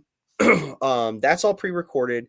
And then what in my opinion, what really makes the show come together is Dustin's editing. He's fucking amazing. He really does a great job. There's absurdist humor. The three of us are ridiculous to begin with, but then Dustin gets high and starts editing, and there's just absurdist humor, audio drops, song drops. He's this insane wizard that is doing things more demonic than the Smurfs. Okay, and that's why it's a good show, and it comes out every Monday. This coming Monday is Weird Science. We're celebrating 40 years of Weird Science. So, as far as where you find that, since it is a podcast, Chet's a pile of shit. What's that? Chet's a pile of shit. Tune in and you will hear me do one hell of an impression of Wyatt when the missile comes through the house. But you can find it on your podcast app of choice, whether it's Apple or Spotify. I think Amazon. Podcast Addict. Like it's out there. But you can follow me. There's my Hoover.Derek Instagram. There is a Yesterday's Instagram. There's a Yesterday's Facebook page. There's Yesterday's on Blue Sky. There's Yesterday's on Twitter. And I post about what's coming out every week. If you follow the YouTube page, you will find the first 10 episodes of the show converted to YouTube by way of my wife. But she's also working on her master's. So converting back episodes it's very sporadic. We haven't done it in a while. But what you will see... it's very MSy. We have beat the dead MS horse today. Not yet. just you fucking wait. If you sub to the Yesterday's YouTube channel, his 83 was swivel arm battle grip for G.I. Joe. Oh yeah. I will every week, every Thursday, I release a short kind of teasing what and saying what next week's episode is. And I'll do other little shorts on there. It's mostly a lot of shorts and we set the like music and what have you. But as far as what else I do, once a month, you kind of said it at the top, once a month, I will do a stream with Allison, the Retro Toy Princess, and Andrew of Gady's Toys. We'll do a little something called Retro Cavalcade. Did you know that Andrews, he uses the name Gady's Toys because he's gay? I don't know if you knew that. I thought he was just very happy. Well, he might be very happy too. I don't know. I did this with him, and he wasn't always the happiest person. No, he wasn't. Dear precious Andrew, yes, is as Shauna says, is her gay Canadian husband. I think I said it on stream. It might have been before, and I remember like when I first saw him start coming in, I was like, God, I mean, you're really not supposed to use that term gay, and like Gady's Toys, and I'm like, eh. And then I see you, and I'm like, oh my God, I get it. It's like, oh, okay, I get it. I get it now. I get it. It's related to yes. It's related to his sexuality. It's not a pejorative. I almost want to say that like a Norm Macdonald bit. So he has this channel and it's called Gady's Toys. And you gotta be careful about saying that on YouTube, because they get real sensitive about saying gay, because homosexuals.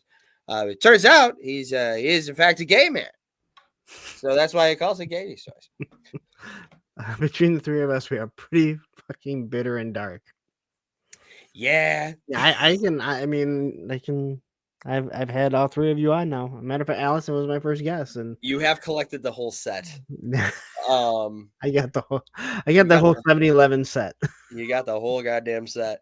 But yeah, Retro Cavalcade, we'll do it once a month, and topics vary. Sometimes it's covering what was like maybe teased at like a PulseCon or a Comic Con San Diego or New York Comic Con or Toy Fair.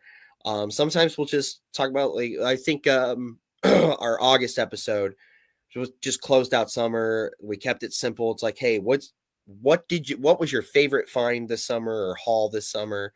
So we kind of showed those things off. So it's a nice way for the three of us to get together and bullshit about toys and honestly just kind of like decompress at the end of a month because all three of us, and you fucking get it because you're grind on your channel. It's all three of us are constantly working normal jobs while also putting together videos or putting out reels or shorts or writing episodes or doing research. So it's nice just once a month to get together and talk shit and bullshit about toys and things we love. I said like this show here. This is I don't have any questions. I know what I'm going to ask. If a guest is good, he or she is going to carry it, and I let them talk. It's just easy as shit for me. Let's say this got to be an easy one for you. This was a really easy one. Yeah. That's what I told them when we started. You could have done the whole show just by starting it with, so tell me, who hurt you? Well, it all started in 1986. Tony's face says, thanks to this stream, I have MS now. Don't worry, Tony, we're gonna get you better. Okay. Masks on for MS. We're gonna fix this. I guess maybe my 36-hour stream will now have to switch from Toys from Tots to MS for Toy Tubers. Yes.